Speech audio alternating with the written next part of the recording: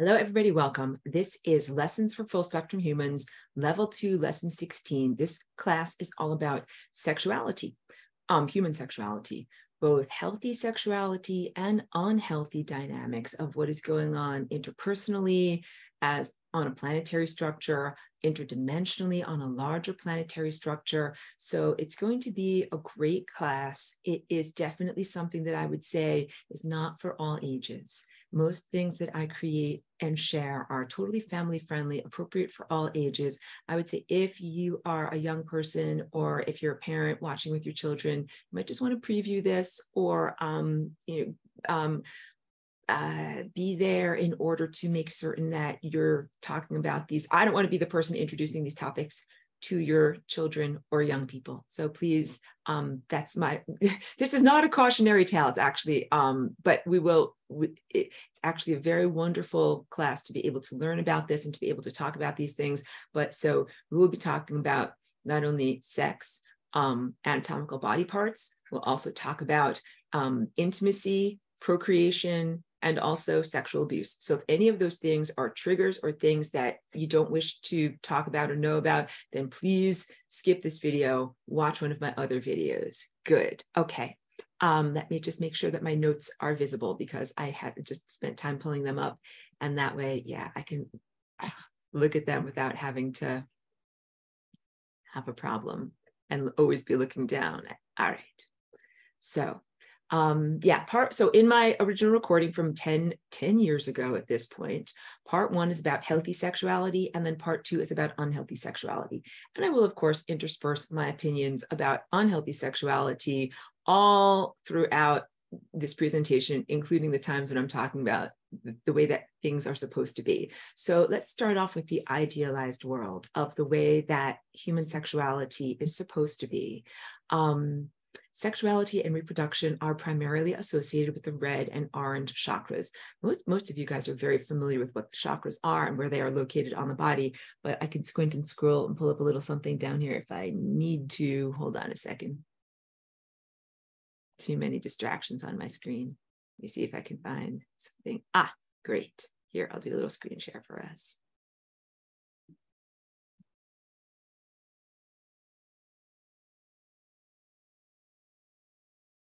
Cool. Oh, perfect. Wait, this is the one I want to do screen share.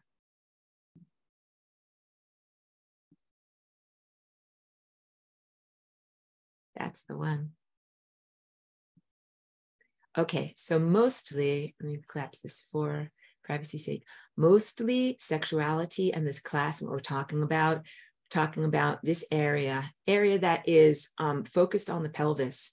It is both red, which is the root chakra, which is synonymous with survival and just being and maintaining the physicality presence, and the orange chakra. And the orange chakra is all about mammalian emotions. And these are emotions that have to do with sometimes, liking someone, wanting to hug them, wanting to kiss them, basic affection, which is what mammals feel for one another. And then also deeper feelings of intimacy, either attraction or the opposite of attraction, revulsion.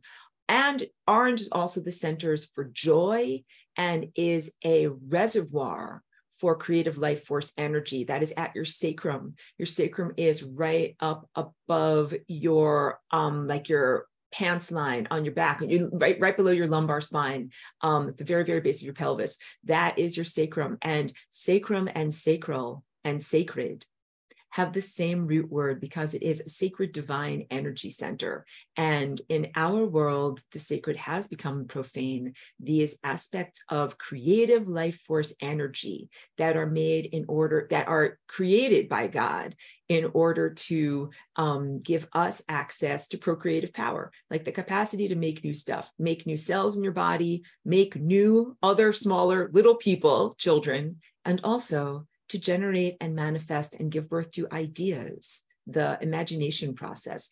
All of that has the energy reservoir down here in the orange center. So it is an absolutely crucial area of your particular body. And then you can also understand if something is so filled with energy, essential for your life and also essential for the capacity to shape reality, then you can understand why something would wish to hijack it, misappropriate that energy, or distort it in some way. So it's an incredibly important portion of your body. Pardon me again, drinking my, it looks cloudy, electrolyte water along with tons of vitamin C in here. It's a very hot day and I just came in from outside. And it's a marathon. Oh, and I don't know if I said this. I say this sometimes. So this class of level 2, lesson 16, it's such a challenging topic to talk about that sometimes I've just glossed over it in my multiple semesters. Sometimes I'm like, I look at my notes, I'm like, what's coming up for this week? I'm like, ooh, sexuality. Sometimes it's almost too much to even be able to navigate. It is such a quagmire. It is such a challenging topic in order to be accurate. And also there are so many triggers. Even beyond, my preface here aimed towards young people, because young people who might not even have developed their sexuality, they don't even have their identity yet, they don't know about that. But I also have to just even say a little bit something more as I'm starting to get into the material here. Where I'm coming from in this presentation is not judgmental, and I'll get into my critiques of Judeo-Christianity and shame as it relates to sexuality and the sexual body parts, sexual anatomy in your body and how that relates to cultural shame. But beyond that, as I've presented this material in other semesters, I focus on heterosexual and procreative sex. Hi, Lucy, good to see you. This is never meant to diminish or show a lack of respect to homosexuals in any way. Totally love, accept, and celebrate our gay brothers and sisters. So please don't misinterpret anything that I'm saying. My approach to what I'm sharing is everything like my approach to my paintings and my music. I come from an abstract world. And also I come from a world and remember being embodied in a world that you would consider pre-flood or before, quote unquote, the fall from grace. Not that you deserve shame or blame or any of those types of things, but a time when every single step that you took as you're walking on the surface of the earth was an orgasmic or ecstatic, expression of divine union. Like, you're a battery that connects to the earth and the sky, and literally every movement that you make is like what people in this time and place would equate to ecstasies on the level of orgasm with partner. So these feeling states are very appropriate and good and divine and healthy. And there's so much cultural baggage that has been placed upon these feeling states that are an innate part of what it is to be alive in a somatic cellular body and what it is to have life force energy. So I'll also preface this by saying that astral realm and lower astral realm, like this area of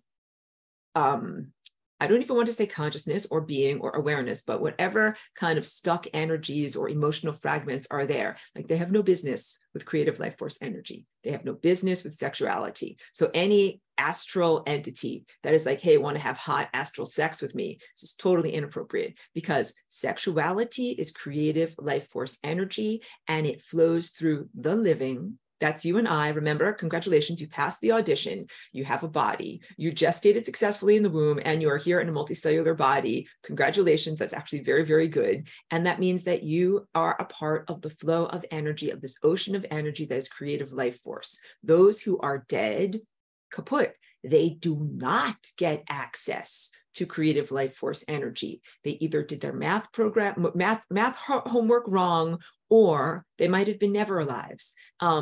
Organisms or creatures or fragments of consciousness that you could consider almost to be like a digitized presence or something that never had true consciousness, true sentience, or true awareness, but is a thought form that, so it no one gave birth to these thought forms. They never lived in diapers. They never had little pacifier or baby binky or anything like that. You guys had all of those things. You had diapers and pacifiers and baby binkies.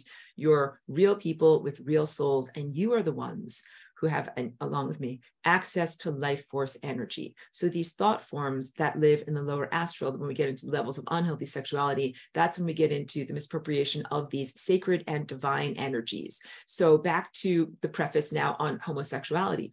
There's not a judgment here in any way that is based upon your behavior, that is based in Judeo-Christianity, Islam, or any kind of human holy book or any cultural substrate. When I talk about sexuality, I'm just going to be talking about currents of energy as it relates to procreation. And so it's just a basic biological truth that homosexual sex and intimacy is not about procreation. It's in a different category when I talk about this. Hold on a moment. Sexual intercourse for both recreational and spiritual purposes of growing closer in intimacy, and also is separate from reproductive purposes. And all of this has to do with lining up the chakras. And I'm also going to speak delicately about sexual positions, because that also matters in terms of the way that the body form was designed and the way that the wheels of your chakras are meant to optimally mesh together. So again, none of this is a personal judgment on you. None of this is a cultural judgment on you. None of this is a religious judgment on you. You are totally loved, appreciated, welcome, and celebrated if you are gay or bisexual. Please let that be just infinitely, infinitely clear, because I also never want my work to be cherry-picked or to have someone be in despair when they hear what I teach about. So if someone wanted to misrepresent me, or if someone misunderstood what I was teaching and misapplied it to their life and felt despondent, as if they could never, as if they were doing something inherently wrong, they're not. You're not. You're totally fine. Be who you are. But that this teaching and sharing is coming from the direction of abstract energy usage and procreation. All right. And then I'd like to be able to be like slightly less defensive too, because that's why I has always found this like, oh my goodness, like, how am I going to talk about this? It is because I have ended up feeling like very cringingly defensive at the things that I'm just trying to share. So I'm just going to now put my shoulders down and be able to share with you truth from my perspective, from the highest dimensional galactic perspective. Okay, so although sex and sexuality are primarily focused on the orange and the red chakras, that's the world that we are coming out of, the fraught and dysfunctional world. It's a whole network of sexual dysfunction, not only on this planet, but on other planets and interdimensionally.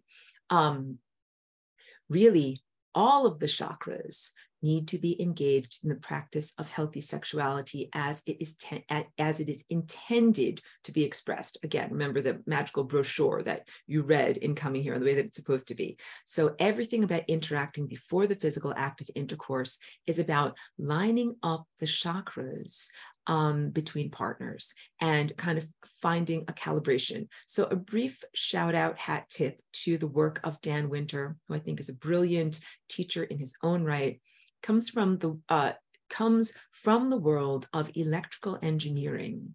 And also his work overlaps in the Venn diagram with mine in the sense of recognizing time space and recognizing the fractal nature of the world, fractality and charge implosive force, the nested qualities of energy centers.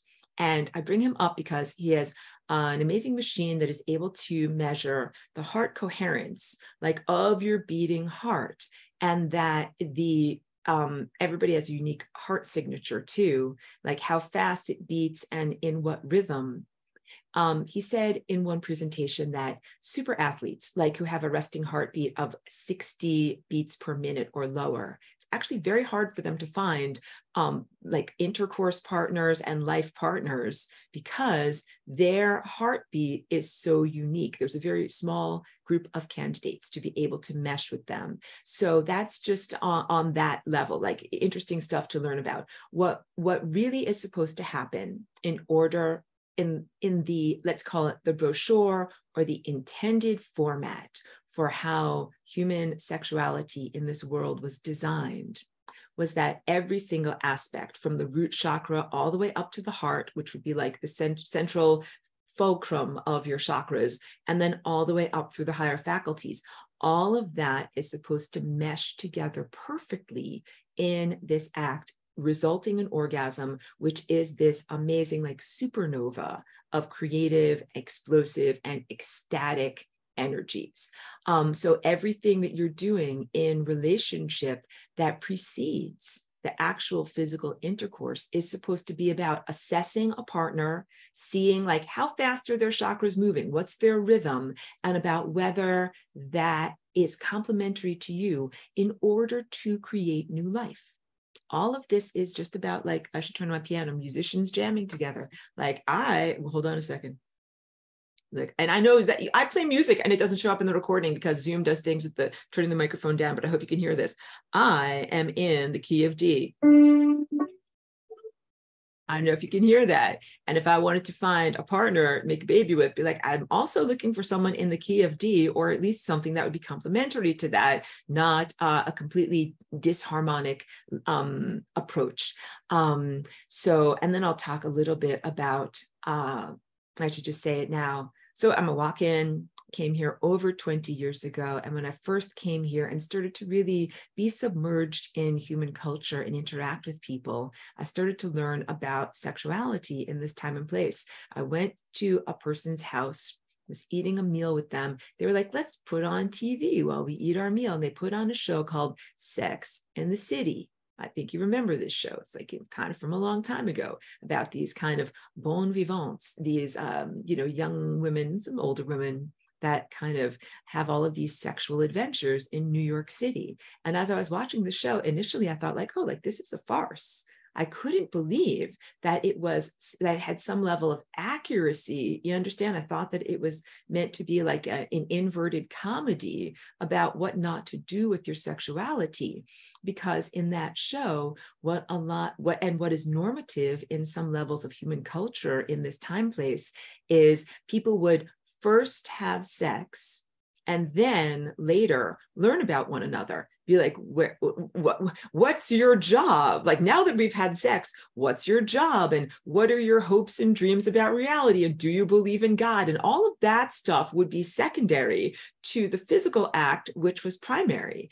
And to me, like when I found out it wasn't farcical, I was actually very, very distressed, because I was like, oh, no, this is not what is supposed to be happening at all. So what you're supposed to be doing in terms of cultivating partnership and then procreating with the members of the opposite sex is to first you do an assessment to be like, okay, like in non-intimate settings, you learn about the person and you see what your force fields are like and whether they line up and whether they are complementary.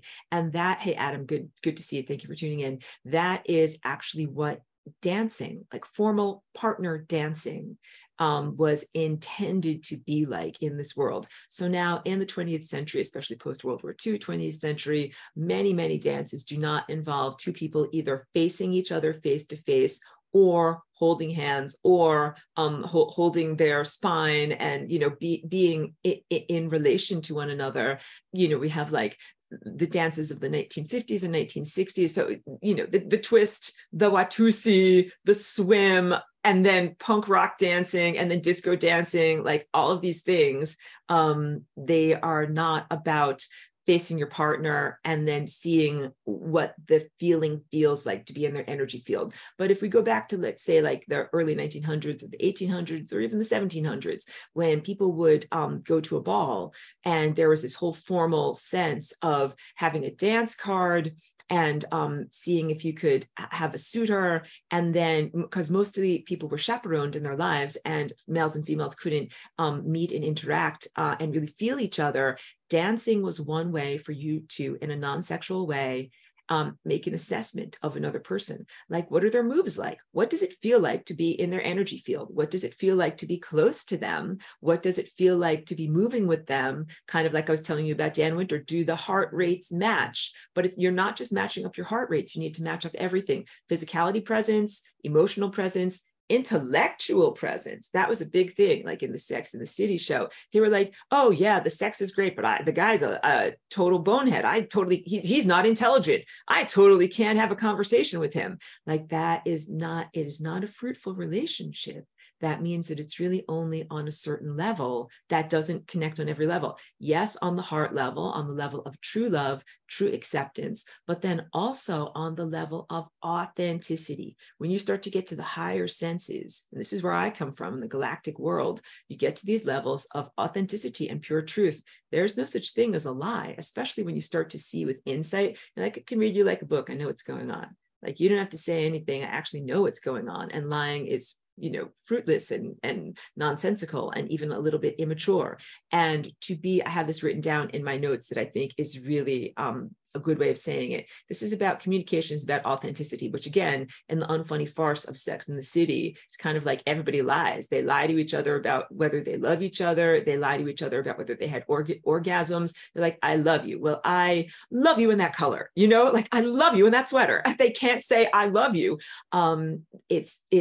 It's big in relationship. And again, that's like a super unevolved level of personal maturity to not be able to communicate effectively with your partner and to just want to, lie or misrepresent something in order to be able to gain access to something that is very, very sacred in terms of this coming together and partnership. And it's sacred because it involves not just you. This is not just you and your own private personal playground or of senses, the sensorium. This is about you being owner, operator, sole proprietor of your body and your unique genetic code, but your genes are connected to a whole continuum of genes that you are committed to throughout time. Everything that precedes you in terms of evolution and ancestry and everything that goes forward. So you have a sacred trust in what you hold in you, that you want to find a good partner who has complementary genes and positive genetic characteristics, because you are, again, holding the future in trust. What you do with your own body, with your own DNA, radiates outward through time, especially in the sense of your progeny and who you choose as partners. When I get into the section of unhealthy sexuality, then I'm going to get into the sense of what if you don't get to choose your partners, because that's a big part of it too. Just briefly do a shout out to it now. Arranged marriage. And this is happening mostly in the male supreme and patriarchal societies that are on Earth's surface, meaning that men are the ones who are the authorities in charge, and that women are largely diminished in their self-sovereignty and in their authority. They are not considered equals. And so therefore it is very, very difficult for them. They're not empowered to be able to either choose their husbands, choose their sex partners, choose who they have sex with, choose who they pass their genes on to, or which genes are passed on in the next generation, or even choose how many times they procreate with a particular partner. There are literally still some areas in the world here in 2023 where women are bought and sold as chattel, or where child marriages or arranged marriages happen that have nothing at all to do with the agreement or consent of the woman, the young woman involved, and this has nothing at all to do with the ideal that I'm telling you about, where you're like, should I marry you? I don't know. Let's see if our chakras line up. And if our chakras don't line up and you're like slightly askew or, like this, and it doesn't work or feel good, then I'll just say, no, sorry, you're not the person for me. Like, there are many cultures where that is simply not an option, where you are really forced into participation in relationships, commitments, and procreation with people that you otherwise would never be attracted to, not even on the base orange level, the basic mammalian level, much less on the intellectual heart and higher senses level. Which again, all of that is extremely distressing and not the way that this system was designed. It was designed to have both partners fully empowered to be able to choose and give consent about who they are sharing their genetic heritage with. It's genetic treasure. It's family treasure. I know I can make a silly joke or a truthful joke. There's a human saying that the testes are the family jewels. Like, the testes are the male center of genetic material, and that is where the procreative tendrils emerge, and it is absolutely your treasure. And for females, it is your uterus, your womb, your vagina, that is, and your ovaries, like that is where you hold the treasure of your genetic heritage and the capacity to create more people that have your characteristics, these are incredibly valuable aspects of self, and you should be fully empowered about what you do with them and who you share that with. So the connection on every single level, I got up to authenticity and communication, insight. I mean, you guys understand, I talk about the Christ chakra and pure insight all the time. That's when you can read someone like a book. You feel everything. And also this tendril of awareness. Where's my little tendril that I always hold up here? You have a tendril of awareness, your tendril of attention. And what in healthy sexuality, what that tendril of attention is supposed to do is attenuate fully to your partner. Reaching out to your partner, reaching out to them, learning about them, tasting them, tasting their feelings, their telepathy. So their feelings, like telepathy, their telepathy, their feelings, their non-verbalized presence inside. And yes, everything that they've been through up until that point is through insight. And of course, the insight is based on the foundation of love. And love, in this sense, is more than the romantic love. Romantic love is down here below my belly button. And that's more of like, kind of like, I would say the Disney prince and princess kind of love, like soaring, swooning, I love you. Well, I love you. And let's get married. You know, being a little silly and a little facetious. But that is only one level of attraction that happens at the mammalian level, but unconditional love is unconditional love. And that's when you love a partner so much that it would be like, even if you, whatever, got in a train accident and your limbs were cut off, I would still love you as a torso. You know what I mean? Like something like that. Like even if you were, if you become old, if you become diminished, if you have a stroke, if something happens to you, I will still love you anyway. That's big, because if you're building a relationship and it is only like Sex and the City based upon attractiveness and youth and beauty, and then what happens when attractiveness, youth, and beauty go, or if like any relationship or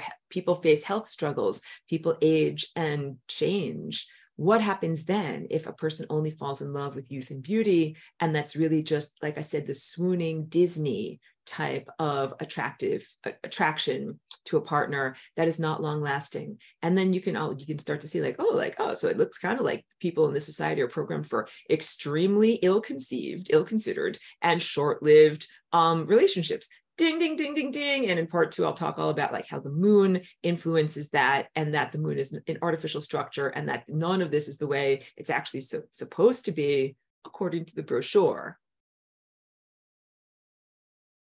So in heterosexual sex, when two partners match up on every level, they form an energetic circuit. And it's actually a set of figure eights. Let me draw it for you with stick figures. And this also does relate to information that comes to us from the Hindu Empire, Kundalini, Tantric sex, and the sense of information that is from, here, hold on a second, I'm actually going to make it like boy and girl colors. From the ancient vestigial civilization that we know as Atlantis. So the blue represents a man, and I'm kind of trying to show it in perspective here. And then the pink represents a female, a woman. These are objects not drawn to scale. And then, of course, I'm just going to use a very neutral color in order to show, like, because, you know, the chakras are all, you have every single color, but I just don't want to have to change my pan. 1, 2, 3, 4, 5, 6, 7. All right. And then 1, 2, 3, 4, 5, 6, 7.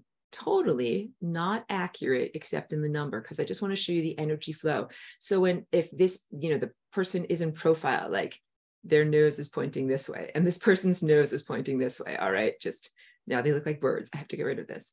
I'm trying not to draw like extremely silly pictures during this serious presentation. Figure eights. The energy moves in figure eights between these partners, like this, and then like this, and then like this up your spine, and then like this, and then like this, then like this. This is over at the heart level, then like this, then like this, then like this. Then this is the area of insight. And then I have to also shout out to the crown, all the way up to your divine connection, and then giant mutual orgasm. Oops. all the way up to infinity, to the 0th dimension, to God, to the source and the destination. So that is what is supposed to happen in sex, and especially in procreation for conception, in order to conceive new life. That is the energy pattern that is desired to be achieved, because none of this is random or arbitrary. My whole thing that I'm trying to get across to you is I paint my paintings in a way that is very specific. These patterns are there because they are part of the harmonic divine presence that both creates and sustains or upholds the world. That it is done this way, not just because of random egocentricism, like it's my way, because it works. Just like there is structural integrity in the shape of an egg, like a chicken's egg, or there is structural integrity in a polygon, such as a square or an equilateral triangle. There is structural integrity in these patterns that I paint that has to do with time patterns, DNA patterns, and biological expressions. So these figure eights moving between the chakras of two partners are non-random, non-arbitrary, and they are there for very specific purposes, because again, I jump up once per class. Here we come. These formations that are on your body and in and throughout your body, these are time formations, and your DNA is a bridge of light between yourself as a physicality presence with somatic cells and the pure abstract nature of your time body, which has possibilities and probabilities. And anytime we're talking about DNA, we're talking about time, because the dance, and to put this down so I can gesture for my dance, the dance of your DNA is literally what propels you through time. And it's kind of like gushing, like ruffly, floriferous way you're swimming through time. And when you are having intercourse, you are swimming through time with a partner, and you're making a new person as a result of this. You're literally in the tapestry of time, creating the interweavings between you and your partner in order to create new life. It's an incredibly sacred thing to do. It's an amazing activity. So like I said at the beginning, in this world, the sacred has been reduced to the profane, and it is distressing to see it, because it's kind of like if you have, like, let's say you have a Fabergé egg, like something that's beautiful, ornate, finely crafted thing. And then they're like, yep, like, I need to hammer this nail in over here. Hammer, hammer, hammer. It's like, don't do that with that. You're not supposed to do that with that. So very, very distressing to see that. And also distressing because this is more for part 2 than for part 1.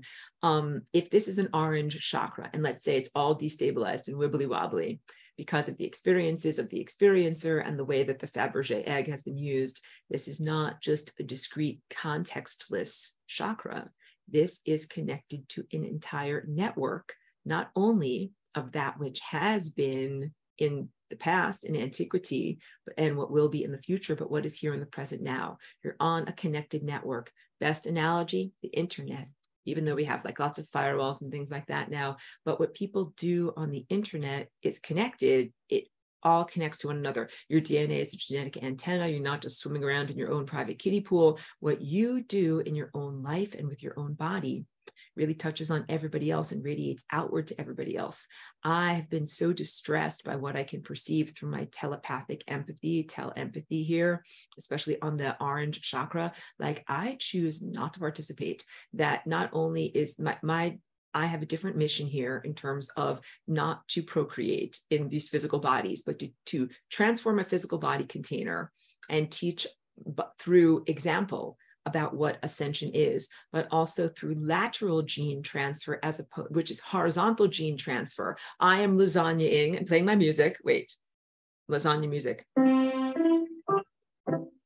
That's some lasagna music. And everybody heard it. I did not have sex with all of you, but I influenced all of your DNA through lateral gene transfer, and I influenced the orchid that was over here, and I influenced the squirrel outside of my window. So just by being here, I am sending out this genetic music and influencing and making available the flying rainbow lasagna gene.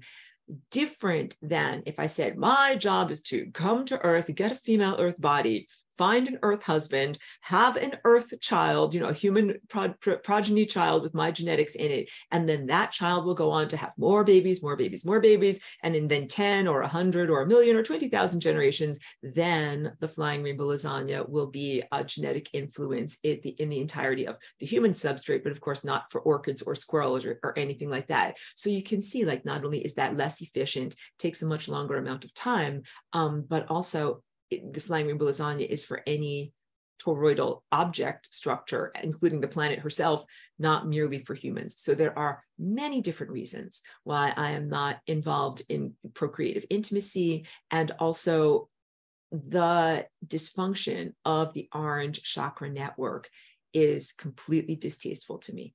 I'm not here to offend you by saying that. And I think some of you might feel similar levels of distaste. And it can be very, very challenging if you are trying to come from a certain level of integrity and love and highest self-connectivity to swim around in and interact with the levels of very diseased sexual dysfunction that are in this world that I will talk more specifically about in part 2, but that involve sometimes sexual violence. We already got selling women as chattel, sometimes sexual violence, prostitution and pornography, and all sorts of levels of quid pro quo, which is, thing for thing, selling sexuality in terms of materialistic compensation. Like people that sleep their way to the top, or participate in some way for the ladder of material success. All of that is extremely distasteful, and you might feel like, wow, like that's all stuff that I don't want to be a part of. But even just if you have one toe in the hot tub, like you're still part of everybody's toenail fungus. You know what I mean? Like, even if you're just mildly involved, you're still the chakras are all connected together, like a susurration of birds. So like that guy's wildly destabilized over there, that guy's wildly destabilized over there. You can't help it. If you're plugged into that, it's very, very difficult. It can destabilize you. And I know that people find this. They're like, is there anybody good out there? Who do I date? Everybody on Tinder is crazy, or not crazy, but like not a good partner. How do I find people who are good partners? All of these things. And I know this because I have many Earth human friends, and I talk with them about this, although I am not active on that level. Many people that I'm connected to are, and they're many good people, and they share with me there are very many challenges at like how to find good partners and healthy relationships in the world that we are coming out of that has some very real inherent dysfunctions in the way that sexuality is being expressed. Okay, so when heterosexuals come together, they're connecting their genitals, emotional centers, their minds, their intellects, unconditional heart, a heart of unconditional love, communicating through honesty, seeing each other through insight, and connecting their tendrils using their pure insight, and then also sharing their divine connection. It is truly a sense of physical divine union. There is so much social taboo programmed around sexuality that it makes it difficult to communicate about what is happening on an energetic level. I already shared with you that, some of my real challenges there. So here's one question that has come up from over the past years. Does sexual position matter? And the answer is yes, it does.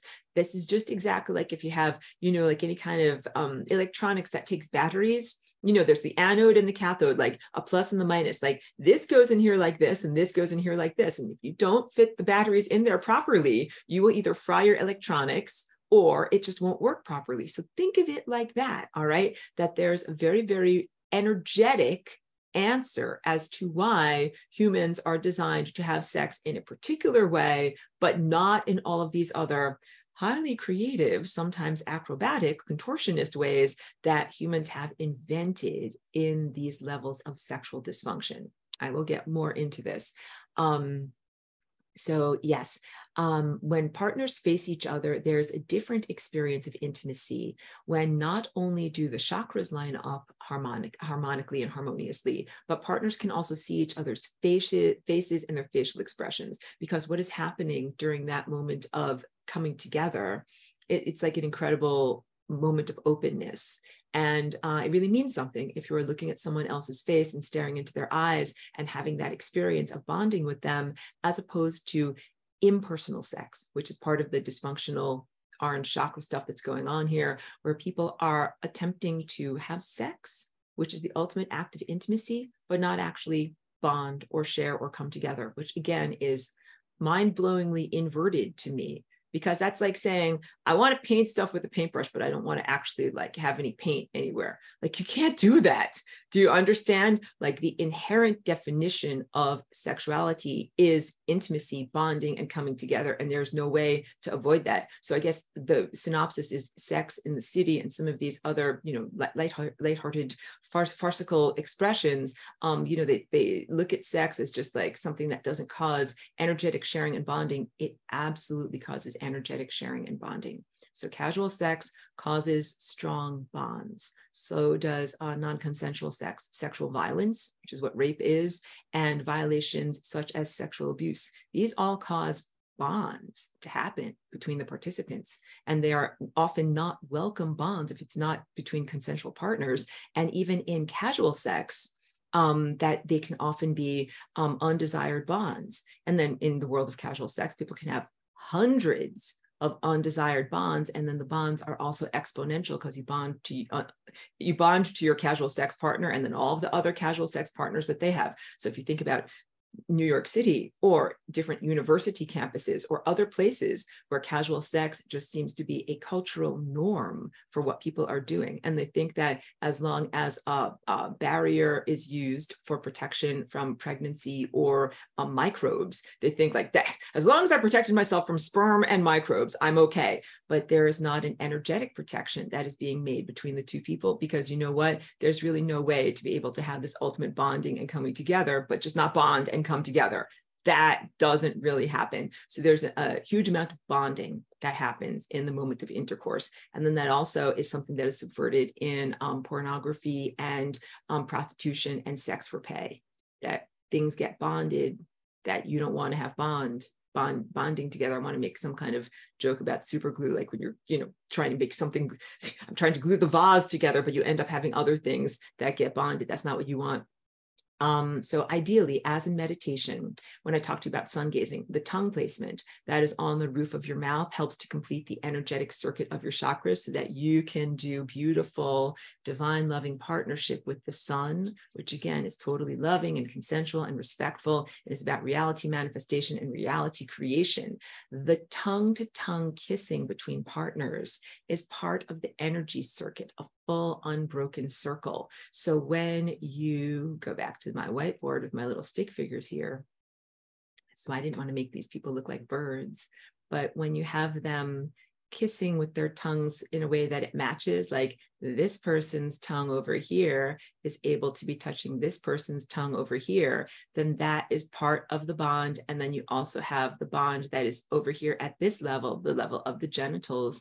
Then you have a complete circle. You have a complete circle, a complete circuit. You're absolutely creating a bubble of energy. Like, wait, I won't go back. I want to change colors. Here, you create a bubble of light. This is what happens. When you are doing sex in the way that it was intended, you're creating a bubble of light between you and your partner. And it is this, biophotonic type of light that is pure information, pure data, and pure intelligence. And then the orgasm being, again, the supernova, that is like the birth of stars. It's miniature fractal birth of stars. You create this ball of light and possibilities and probabilities swirling and twining together. And there's a little bit of unpredictability in there. And then kapow, supernova. Out of the explosion of supernova, heavy elements are created. The basics of atomic structure are created. The basis of life is created, fractal of the much, much larger thing that is going on. So I got that. Ideally, sexuality is meant to create an unbroken circuit where both partners are experiencing the love tone. Love tone. Equal amount of giving and receiving. Green heart chakra. You're sending out an equal amount of what they are receiving, and they're sending out an equal amount to you.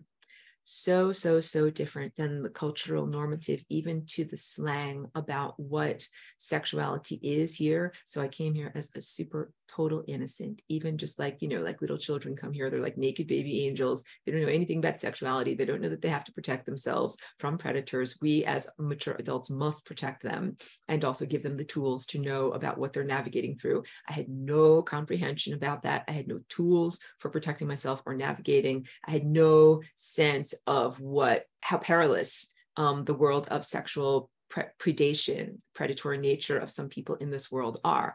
The vernacular, and I've had to learn, you know, about life by experiencing it here.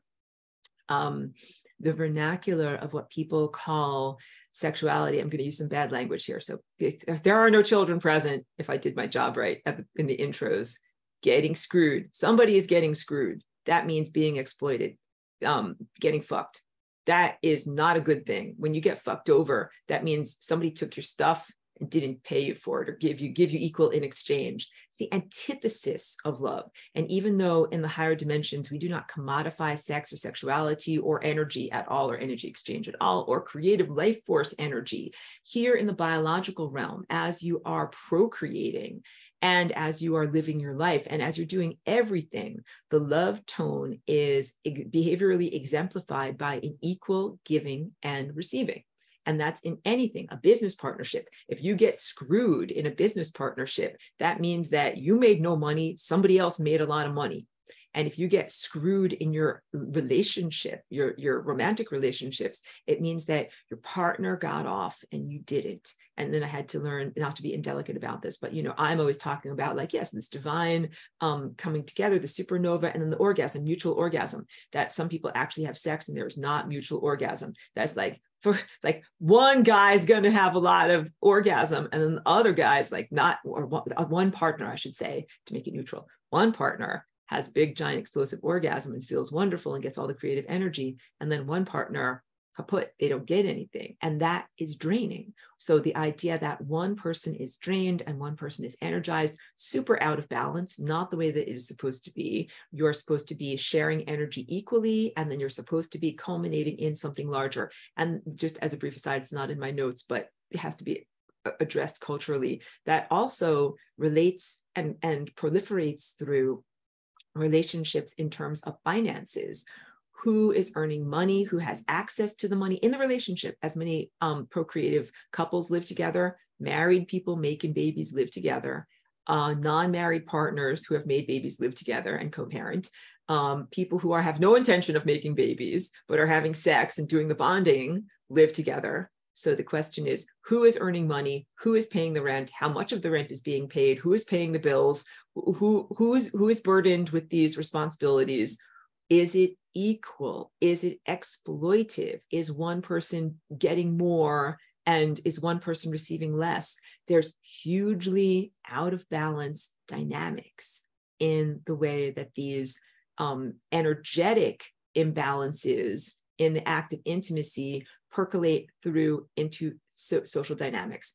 And that even relates to the larger social structure of males and females and earning power. Just it is a statistical truth that males have greater earning power than females in the corporate world, like the 9-to-5 world, and that there's some of this is coming out of the world of male supremacy and patriarchy. Some of this is also coming out of the sense that females, due to their biological mandate, deprioritize their 9-to-5 corporate career and prioritize their baby making, because you have to, biologically, you have to have maternity leave, you have to recover from pregnancy, you have to be there to breastfeed, even though a lot of women do this thing where they pump their breasts and then store up the bottles in the fridge and someone else can bottle feed the child while they are at work. This is actually so anti-biological. And the women that I know that are new mothers that do this, they feel such an ambivalence. They're like, I want to be home snuggling with my baby. I want to be home breastfeeding my baby and just taking care of its little diapers and diaper rashes and having that be the priority in the first year of life. You want to bond with your child, help it through all of its milestones, keep it healthy, make sure it doesn't, die from microbial infections and other things like that. That is what breast milk does. And instead, the cultural dynamics of our time place say you must have, income. And so you're going to have to either put your child in daycare, pump your breast milk. Somehow, like, women feel extremely torn because they're like, I have these cultural mandates and responsibilities to my corporate earnings, but I have biological mandates that are to take care of the next generation. And that fierce mama bear protectiveness has actually served our species, or the human species. I lovingly include myself, even though I'm technically not a human, but that has served the human species incredibly well in mothers' fierce protectiveness over their children and their offspring. If mothers were not so protective, then, babies would die, babies would be stolen, babies would starve, all these different things. At a certain point, mama bear, when I talk about that, the analogy is like, you never come between a mama bear and its cubs. If you're out in the woods, that is how you get dead. The mama bear is like, rawr, I will eat you. Don't do anything bad to my babies. When usually, if you're not in between them, if you're not messing with their cubs, you just kind of see them from far away, the mama bear will be like, come on, cubs, let's get out of here. I don't want any problems. But if you are here and the cubs are there and the mama bear is there, you are in big trouble, because the mama bear is like, oh, I'm going to eat you. Don't eat my babies. I will eat you first. And that also comes out as a positive biological imperative in humans. And I applaud that, because sometimes it can be protecting. Mama bears can protect their children from unnecessary and destructive medical interventions that are often culturally normative. And these can be things like subcutaneous carrots. And these can also be things like circumcision, which I'm going to get into in part 2. Don't worry, I am an equal opportunity offender. I will offend every religion in this presentation here today. I think I've already offended Christianity with its shaming. I'll talk about that even a little bit more. But yeah, the shaming of the body parts, shaming of the intimacy act, and shaming of orgasm and sexuality in general. But then we'll get into the literal blood sacrifice that was required by a demigod, a non-real god, small g deity, for the Jewish people through circumcision, which is genital mutilation, which I find to be completely unacceptable. Let me just read forward a little bit more. So back to the sense of lining up your chakras. In ideal sexuality, males and females dance together at the beginning of energetic partnership. It's nonverbal. Sex is nonverbal. That's mostly what you want to be doing with your partners in those moments. Except, you don't really want to have to direct them and say, like, move your elbow over here, move your knee over here. Like, mostly it is nonverbal, kinesthetic, and energetic. These are all things that are, again, beyond the verbalized, hacked, implanted human operating system, and in many ways very, very divine and sacred. So when you're dancing with someone, you want to know what they move like. What are their moves like? Are they harmonious to your moves? And this really matters in terms of making a baby together. In order to have conception, you need both partners' moves to match harmoniously. Questions arise about consent and rape and whether babies can be conceived in non-consensual relationships. This is big, and we'll get into this in part 2. Yes, babies can be conceived in that sense, and they have been conceived in that sense throughout human history. I don't condone it, but it is a factual truth of what you've been experiencing here. It was intended biologically, listen please, that females would be the gatekeepers genetically. Big. If you have a womb and you are a woman, you have a stargate. You have literally a portal, a divine opening between this world and another world, and the capacity to put new genes into the genetic code, to inject new ideas, possibilities, and probabilities into the time field. Big power, big, huge responsibility. It is biologically designed that females are the ones who will determine which characteristics will be passed along through sexual reproduction and through genetic expression. That is huge. If females decide that they only want to have procreative sex with men with blue eyes, then you will have generations of children with blue eyes. If females decide that they only want to have sex with males that have high melanin content in their skin, then you will have brown babies going forward. That these are, or those I just chose like physical characteristics. What if we choose non-physical characteristics? What if females only decide, I only want to procreate with a man that can play music, or that is intellectually capable of doing math, or anything like, because these are kind of genetically influenced capabilities.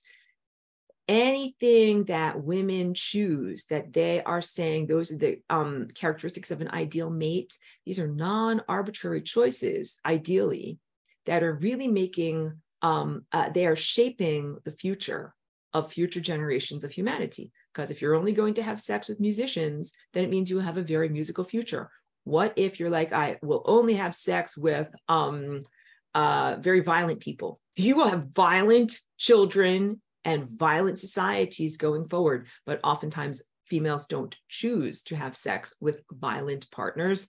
Oftentimes this is through non-consensual sex. So you could even envision, this is good. I want to say this. I want to draw this for you. So this is, in the ideal sense, what is going on with a woman. Let me just rewind a little bit over here.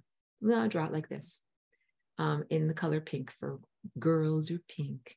So if this is a woman over here, and she has this amazing opening that is a stargate to other worlds into the future, and that is what this area is on her body, there is supposed to be a filter there that you could think of it like, you have a screen across your windows to keep out mosquitoes so that the things that you don't want to come in stay out.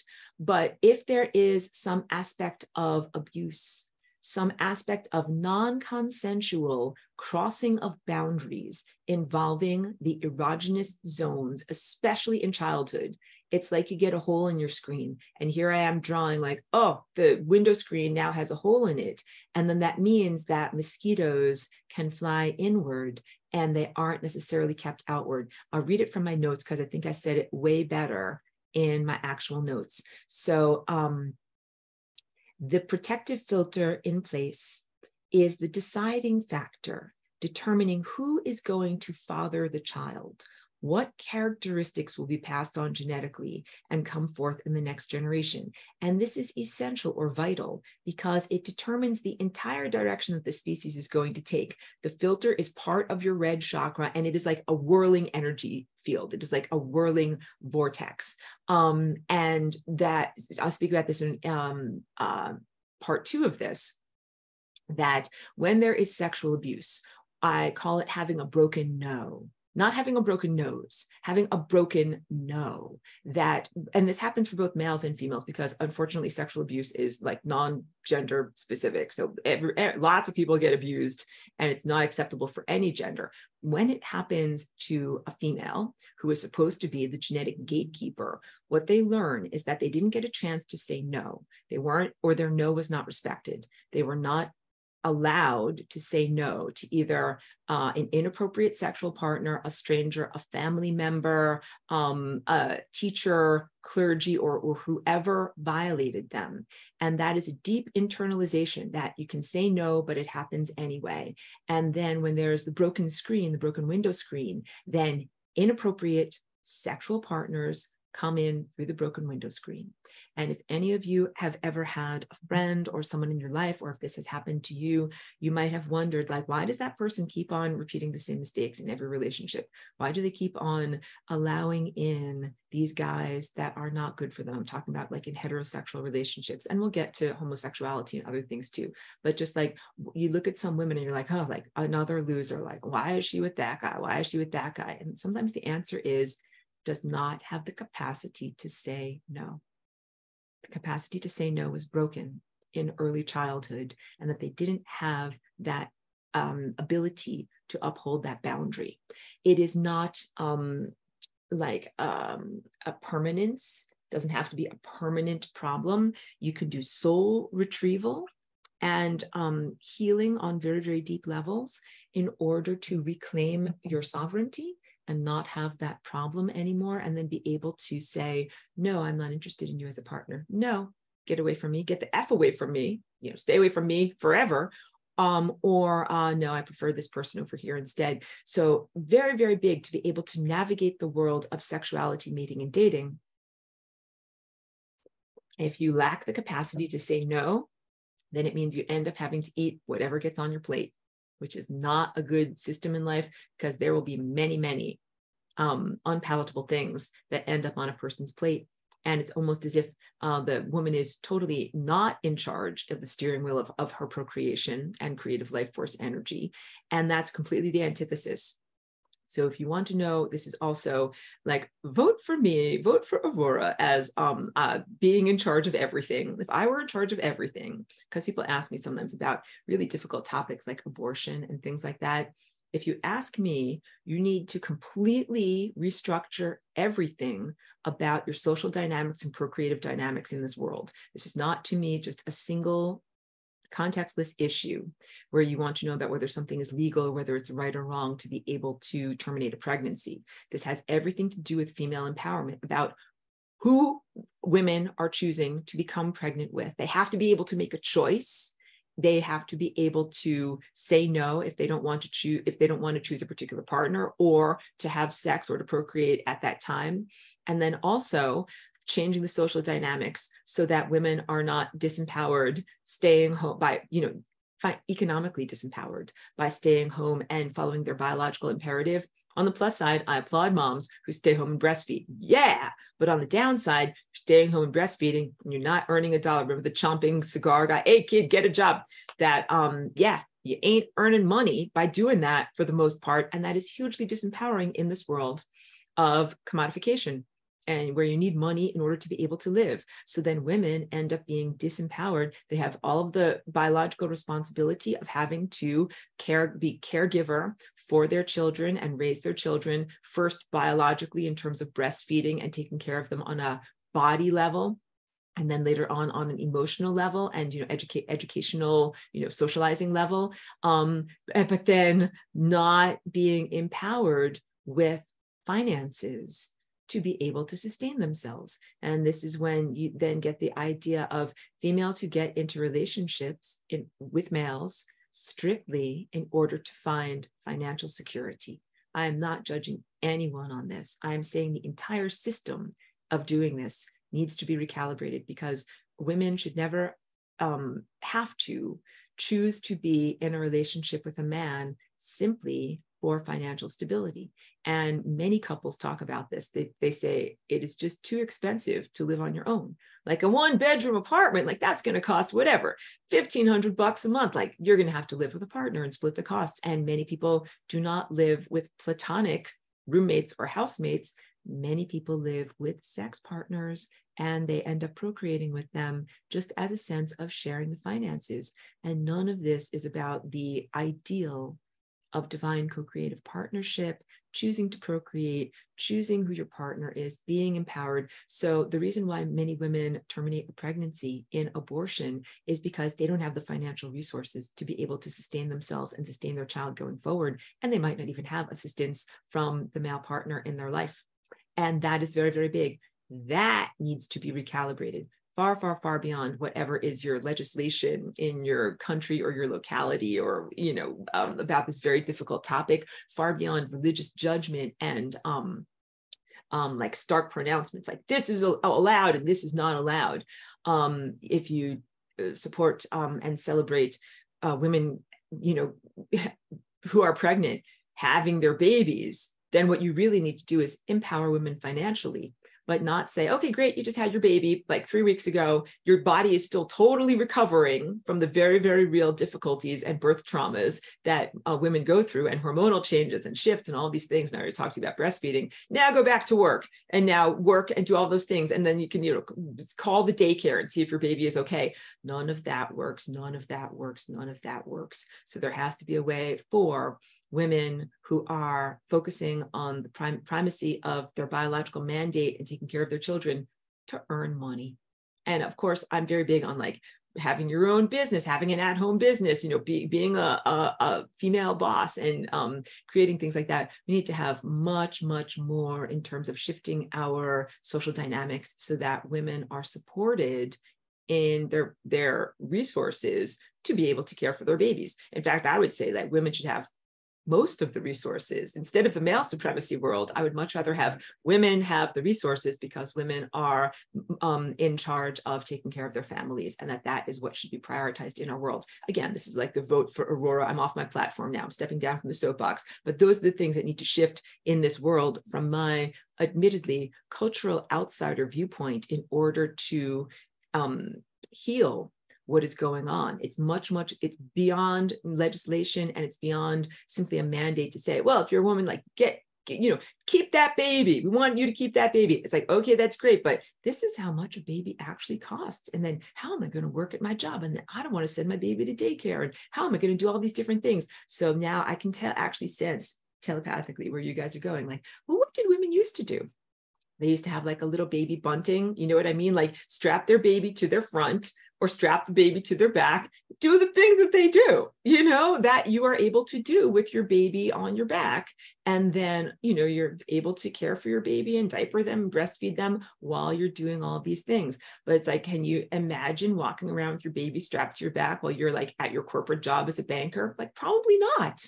We need to change that. All right. This is what needs to change in order to re-empower females going forward. So I know big topic, and not even part of my notes. And I have enough buttons to press and enough hornet's nest to stir up in my notes. So back to idealized sexuality. The third eye, Christ chakra, as both an aperture, an energy opening through which, like, you see the eye of time, through which time enters into your presence, and pure light and pure abstraction and ideas enter into your presence. And it is also a sensory limb, a tendril of attention that reaches out and touches on things.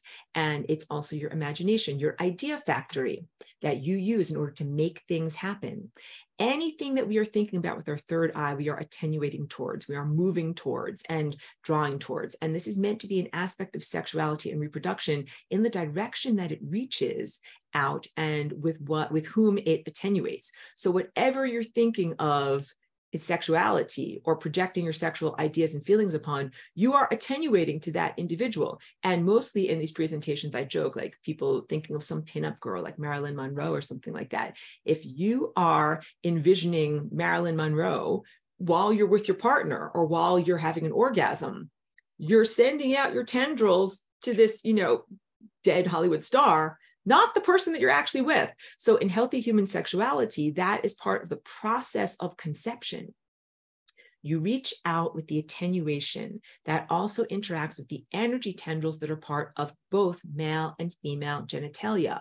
Lines of energy come out of both the penis and the vagina. I can draw it for you. I'm kind of a little bit concerned about my silly stick figures and being serious and everything like that. But basically, energy tendrils are generated in the testes and they come out of the penis. And energy tendrils are also generated in the ovaries and they come out through the womb and through the vagina. And these energy tendrils are supposed to reach for one another and meet and intermesh. And this is the pre-energetic structure that precedes DNA meshing together harmoniously. There is an energetic substrate upon which DNA arranges itself. And this is the pure energy that we're talking about. And this is all supposed to be divine and sacred. So love making and sexuality for reproductive purposes, as opposed to the expression of pleasure and intimacy with a partner, which I acknowledge is a valid way for people to explore their bodies, and especially in consent for them to be able to come together with other partners. But I'm really focusing here on the energy of what is happening in sexuality, because look, you guys were not given and gifted with these bodies and these capacities for orgasm just for pleasure. You were given this equipment for very specific purposes, and the specific purposes are making babies. And it's not just you, it's all of the mammals and all of the heterozygous life that is in the biological realm. So planaria, flatworms, this video is not for you. Amoebas, this video is not for you. Certain forms of frogs and self-fertilizing plants and other amphibians, this video is not for you. This video is for the heterozygous, the species that are both male and female and that require the essential interlocking of male and female energies in order to create, continue life and have future generations. I read this from my notes. There is no judgment on exploring sexuality for the purposes of pleasure and intimacy with a partner. But I am speaking here about sexuality as it was intended to be used for reproductive purposes and purposes of big manifestation with partners, much of which has been hijacked or frittered away. So part of what you're manifesting, of course, is children, but also when you are together with your partner, you are manifesting life circumstances. Just as when I talk about the activity of sun gazing and how you're in a co-creative partnership with the sun, and you're literally making love on a cosmic level, very respectfully, with Christ presence, with solar consciousness, with pure light, giving birth to new realities. You do that as a man and a woman coming together to take care of your family. You envision your dreams together.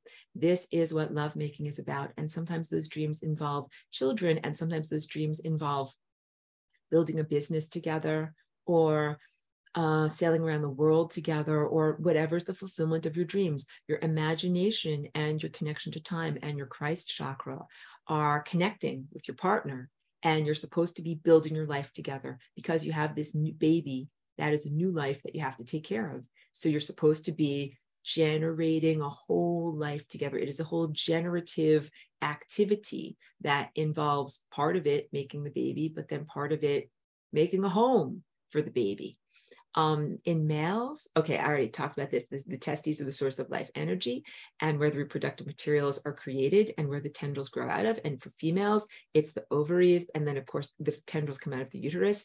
And that ideally during the act of intercourse for biological reproduction, the male is creating tendrils that move forward into the female, and the female is creating tendrils that are moving into the male, and they move in these spiral patterns and also figure 8 patterns between the two of them.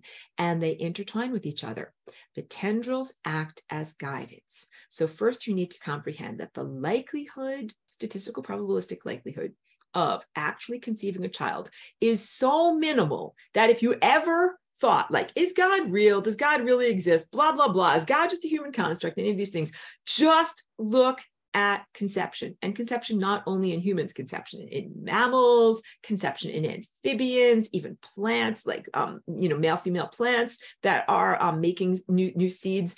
The unlikelihood of conception is so grand that the idea that even one new life is created is so unlikely. Yes, there's definitely divine intelligence behind all of this, and those tendrils, those energy patterns are what guides those tendrils, brings them together, and makes the energetic substrate upon which new life can grow. So people here now in this time place need to comprehend how miraculous it is that any children are conceived and successfully gestated and brought to term and birthed. Totally a miracle, because most people here now are quite unconscious. Most people here now are anesthetized. They don't have active Christ chakras. They don't perceive on that level. They're literally just operating on the red and orange chakra level, sometimes even just with like only a tiny blip of intelligence that is guiding them. It's like being blind. It's amazing that any arrows hit the target at all, sperm to ovum. So that's how science looks at this, like these blind archers, just like throw a million darts, one of them will hit the bullseye. Like that is a SpongeBob face, skeptical face. Has very, very great, unlikely, and wasteful way of doing it. And that's not what's going on with sperm. So it does not happen randomly, even though like the original viewpoint of science has been softened slightly by the recognition that the ovum actually chooses which sperm enters into the egg to fertilize it. So of all of the sperm that make it to the egg, and there's a pile of candidates over here, it is non-random. The egg chooses. Females are the gatekeeper. The egg actually looks at one of the little sperms and says, you're the one, and kind of has a magnetic vortex that kind of like sucks it in, and all the rest of the guys are out there. And also there is a protective protein coating around the egg that a lot of the other sperm that get there first, they're kind of like knocking on the front door. They're trying to get in and they kind of weaken that coating, but it's not just so it's not just the first sperm that gets there. And it's also not the one that knocks on the door the hardest.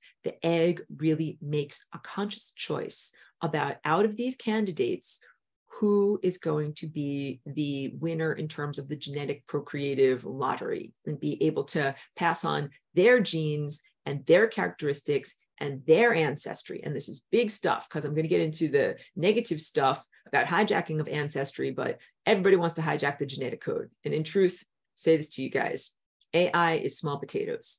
When we talk about AI and all these different things that are happening in our world right now, AI is flash in the pan, very, very small potatoes, perilous to your soul at this moment in terms of what it's trying to do in your world. But the real deal, the real valuable treasure is DNA. That's the real deal. And there are many esoteric and dark magic societies, I should say, that have been trying to hijack and utilize and exploit DNA for a very long amount of time. So the capacity to choose which ancestors you connect with, which lineages you connect with, that egg is choosing. It's a huge power position to be able to choose with whom you are intertwining. All right, so all of the sperm have this GPS, and the ovum is sending out signals that are saying like, beep, beep, beep, beep, beep, come find me, beep, beep, beep, beep, beep, come find me. And there's a selection for the sperm who have the capacity to listen to the female's homing beacon. That's big.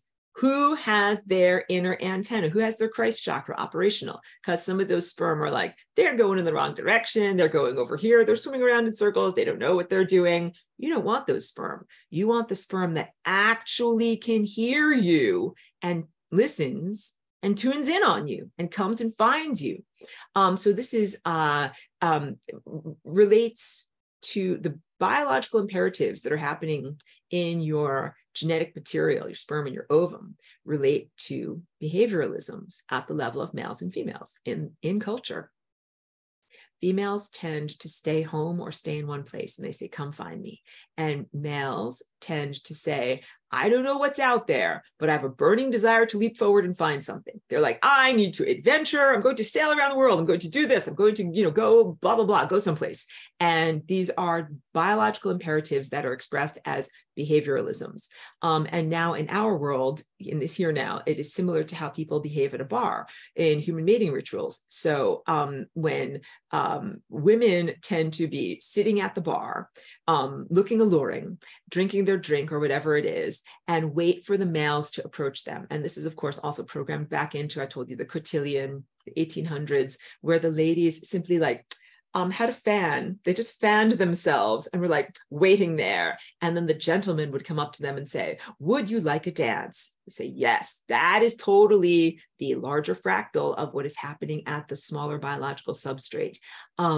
So this also includes males offering food and drink to females as a form of sexual overture, because that relates to the animal kingdom.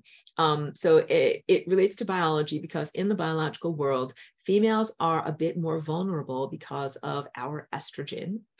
Just admit someone to the meeting. Estrogen is the fertility hormone. It makes women fertile, but it also makes it harder to build muscle mass. And this is why male athletes have a natural edge over female athletes, tendency to be able to build muscle more easily. Hi, Anne, so happy you were able to find us and join the meeting today. So males generally tend to be stronger. When females are pregnant, it is doubly harder for them to walk around and gather food and perform regular activities than when they're not pregnant. So as an overture for males who wish to make a female pregnant, they're like, look, I will bring you food and drink, and then let me impregnate you. I'm proving that I can bring you food and drink. And then when you're pregnant and your belly is out to here and you can't make and gather food effectively, I will bring you food and drink and take care of you. And that this is truthful in the human realm. This is males taking females out to dinner. And this is also truthful in the bird realm. Like a little cardinal bird will carry a seed from the bird feeder over to its prospective mate and offer it to him and be like, I'll bring you a seed. Let me make eggs with you. And then I'll help you take care of the hatchlings because you're you're going to be busy sitting in the nest and I'm going to go out and get the seeds for you. You got it, guys? You get it? I know you get it. I just saw light bulbs go off inside of your minds.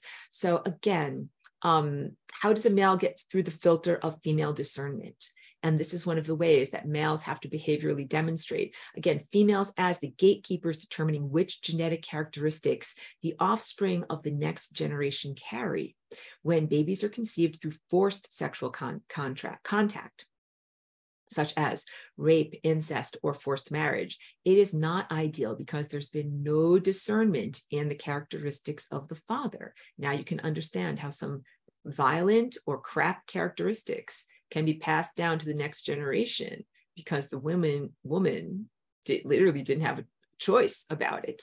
Like ideally, you know, women attractiveness. Who are you attracted to? Someone who's biologically healthy. Someone like, you know, you're more attracted to someone who has a beautiful smile and good, healthy teeth, as opposed to someone who has rotten teeth and bad breath. That's just life. And that's because of the genetics of wishing to say, I would like to have children with good, strong, healthy teeth, not children that have some kind of a recessive gene that's going to give them, you know, cavities and things like that. So let me just keep on reading. Hold on a second. It was intended that you could not force a sperm into the sperm of a partner into a female. This is the brochure. This is the way that these bodies were created and the way that the biological imperatives were created. You have to recognize that God as being incredibly intelligent, wise, and just very good in the way that things are created, tons and tons of fail safes. And it was supposed to be that you could never force a pregnancy. You can never force the presence of a sperm into an egg to make this happen. And this system of reproduction was set up by a highly intelligent, higher dimensional creator, like we're talking about, the true divine God presence, to ensure that it is a pure system. Who's going to get into DNA? It's kind of like saying, like, you can't hack the system. The system of DNA is supposed to have these characteristics flowing through it, not undesirable characteristics like whatever, gum disease and dental cavities, but also not undesirable personality characteristics like being a jerk, let's say being emotionally insensitive, being a sociopath, any of these things that clearly have entered into the human genetic code. How'd they get there? Non-consensually. So this is where I'm getting to. When partners connect on all the non-physical levels, then eventually they come to connect on the physical level of the genitals. So that is what's supposed to happen, supposed to be in the brochure. First, you investigate all of these levels. Then, if the partner passes the test, then you connect on the physical level. So it's supposed to be from the top down. The divine connection, all of the higher senses, the heart, the intellect, the emotions, and then the physicality structure. First, getting together, dating and mating, learning about each other, finding out who you are as a person, feeling like you love that person, and then choosing to have sex with them, as opposed to the inverted, very unhealthy sexual dynamic that I found out about in, you know, TV show, connecting together immediately, then later feeling your feelings, thinking about whether the person is an intellectual equal, possibly coming to a level of unconditional love, and only if you're very, very, very, very, very lucky, connecting on all these higher sense levels that are about pure energy and divine connection. That is not the way it's supposed to be. And I'm here to tell you that. It's literally my job to tell you that. So this is what's going on. Genetic and moon modification causing humans to be the only mammals who mate out of season. So the moon is not a natural astronomical object in the sky. It is definitely manufactured. And then on that manufactured satellite, there are all sorts of accoutrements. I couldn't even come up with the word. Hardware. There's all sorts of hardware and all sorts of things. And it's connected to a very, very large network of distortion, both genetic and behavioral distortion and consciousness submission, diminishment, and distortion that makes people have sex too much, procreate too much, and choose partners they would never choose. So to get into this, human sexuality is not the same as other animals that have a mating season. Usually other animals mate once a year. Humans are the only animals that can have a baby every month, have the potential for having a baby every month. 12 opportunities per year in the human female cycle. That is definitely an overabundance to the point of even being a bit draining to women. That's like, the drain of blood, and also just the energy and the difficulties. Why is birth control necessary? Because of the influence of the moon that has actually created a type of hyper fertility in the human female population, while at the same time artificially tractor beaming people together. And there's a book about this that after I've presented some of my classes, someone said, oh, is this like Alien Love Bite? I haven't read the book, but I think it's kind of similar along those lines. The sense that there is a non-earthly, extraterrestrial or extra-dimensional cognitive influencer making partners come together who ordinarily otherwise would never come together. And sometimes this goes beyond the broken filter that some females have that makes it so that they cannot say, no, thank you, I don't want to have sex with you, or make babies with you. And they just kind of fall into bed together. It even goes kind of beyond that. It goes into the sense, like when I talk about after you die, tractor beam of the soul, these are like tractor beams that pull people together. So time is a tapestry, and it's incredibly finely calibrated. And you're supposed to make babies, and you're supposed to make babies with the right person at the right time. And it's supposed to be the right baby at the right time. And I don't want anyone to go out there and say, Aurora says you should all have an abortion because you're only supposed to have the right babies at the right time. No, life is sacred. And I actually don't want people to end their pregnancies, especially if they're healthy pregnancies. If you have a healthy pregnancy, it's a miracle. And I don't want people to have to end it. But sometimes there can be unintended and undesired pregnancies that are actually engineered by these lower astral, interdimensional, extraterrestrial creatures that are very, very disrespectful of human sovereignty, and they have no problem. They're not just nudging. This isn't just Cupid's arrow, like, oh, like that guy could be a great partner for you. I'll just shoot you with Cupid's arrow and then you'll come together. No, definitely like tractor beam of the soul, like this is your partner and you're going to marry this person and that's going to happen beyond cultural norms where you might be bought or sold by your father. You get it? Like these things happen in India and Pakistan today, I'm very sorry to say. And that is also an outgrowth through Judeo-Christianity of the time 5,000 plus years ago that the Torah, which is the original Bible, comes from, when yes, women were bought and sold like a camel, like a sheep, like a animal that you own. I'll sell you my daughter, give me 3 camels. They used to do that. And in some cultures, they still do something that is very similar. And this is what the concept of a dowry is. It's really, I'm making my Kermit face.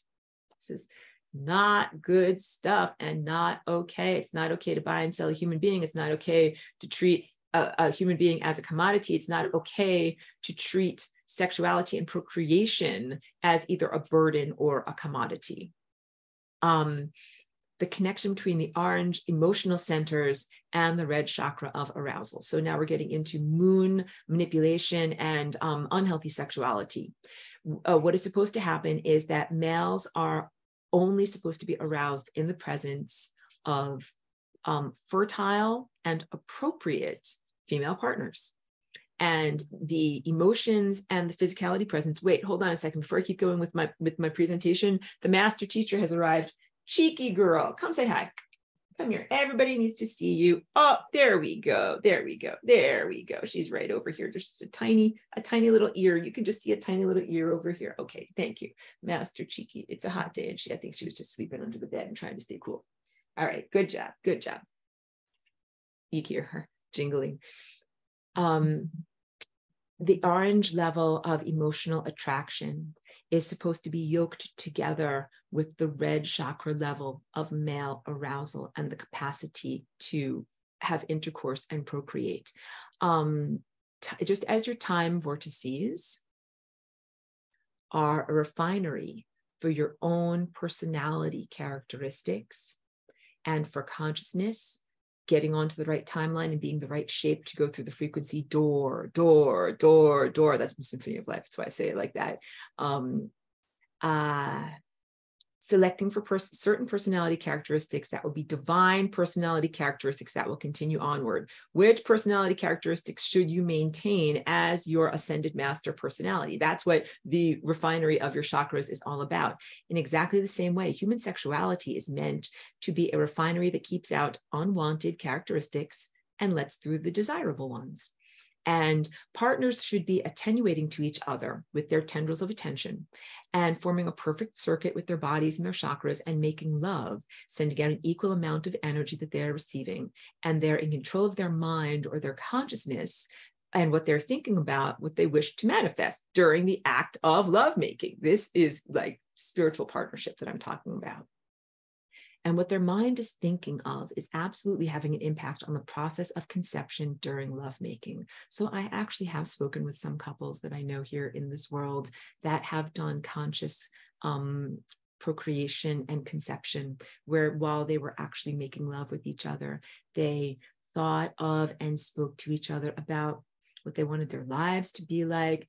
They wanted to have a baby, what they imagined doing with their baby. You know, I bring it to the prosaic, like maybe the father's like, I want to throw the baseball and, you know, teach my son to swing a bat. Or maybe the mom is like, I want to teach my girl in order to make a homemade pie crust or something like that. Again, I'm being prosaic and also non-gender neutral at all, because anybody can play baseball, anybody can make pies, but you get it, being like envisioning your future and what you will do with this child. That is part of the divine act of lovemaking. And what their mind is thinking about is absolutely having an impact on the process of their conception. And during lovemaking, energy collects in the reservoir that is your sacral energy reservoir right there below your lumbar and at the base of the spine of both partners. And then it circulates in those figure eight patterns I showed you upward through the chakras, and then eventually leaves in the orgasm, connecting back to God, the source, the destination. It leaves joyously and explosively. And this is what the supernova of orgasm is all about. And you can also do a loop around out through the top of the head and then back in through the back of your head and then out through the third eye, or out through the top of your head and in back in through the heart and then out through the heart. Point is, you've made a bubble of light, an energy circuit, created the supernova, and that's when you've planted a world seed. Plant the world seed, and that this is how these thoughts and ideas and reality structures actually move forward and create reality. Incredibly powerful, amazing activity. And you can also comprehend why negative forces would wish to hijack, misappropriate, and subvert that activity that is done by the living, by those of us who pass the audition, that these pesky occupiers of the interstices would want to either interrupt people during their lovemaking, influence it in some way, or somehow hijack or siphon off that energy, or put together partners who otherwise would never come together or do anything. So tantric lovemaking from the Hindu tradition, I shouted out to that before, one of the mystery schools that is a vestigial outgrowth of Atlantis before the fall. And I showed you the circulation, and that this is figure eight's supposed to be a perpetual motion machine. Figure eight, infinity, perpetual motion machine. And also big. Told you about the hyper fertility from the moon. Let me drink. I'm on a marathon here, guys. Let me drink.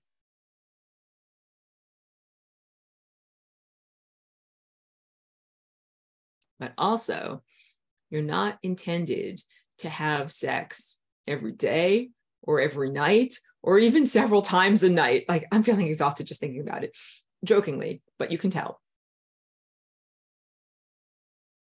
No. What you are supposed to do in tantric self-cultivation practices is cultivate your sexual energy for the whole month, both males and females. You are supposed to do your meditations, do your own individual energy exercises, cultivate that energy, get the reservoir of your sacrum full of energy. And then, because a woman is really only fertile during the time of ovulation, which might be like a 2 to 3 day window during the human fertility cycle. Then during that window of fertility, when sexual desire is high, then you're supposed to have one awesome experience of having all of that energy that you've gathered together come together and make a supernova and see if you can get a baby out of it. That's what you're supposed to do. It's very, very different than the male supreme world, and also the world where males have been desensitized and often circumcised, and the need for or desire for daily sexual release has become normative. And I'm going to talk about that as part of unhealthy sexuality. Actually, I can jump right into it right now because I made it through my notes about all the healthy stuff, even though I did a lot of interjecting during the whole time, because I like to give you just like the pristine view of like how it's supposed to be, and then be like, now here's reality. No, I'm joking.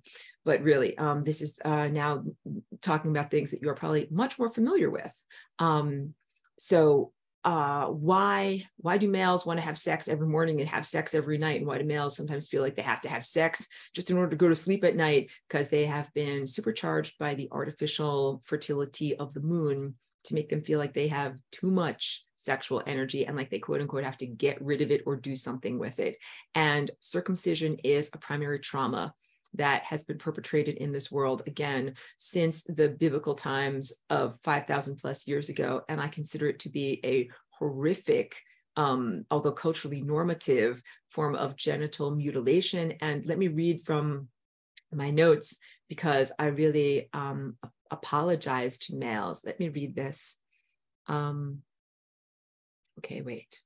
Because as I'm reading through this, like males are here in my class, males are in my audience. I want to like absolutely reach out to you in my heart, as if you are uncircumcised or if you're circumcised, and like validate that you have been through trauma, validate that you have been genetically modified, validate that you've been distorted in many ways. I don't want anything that I'm talking about here in terms of maleness to be felt by you to be a personal attack or a personal diminishment. Really, really clear on that. I want you to know that there is so much love, acceptance, and celebration of the difficulties that you face in being in a male body, as it has been genetically modified, changed, distorted, and then sometimes genitally mutilated, that it changes. It has neurological changes, arousal changes, and behavioral changes that make it so that a man really doesn't even become the true version of who he can be, because there is so much cultural distortion. So with all of that being said, let me talk about what's going on here. So from my notes, analysis of current human social and cultural behavior patterns and how that relates to the targeted genetic manipulation that has degraded and hijacked human sexuality. So time tapestry is highly calibrated, and these miscalibrations that have been going on for millennia are not random and are not by accident.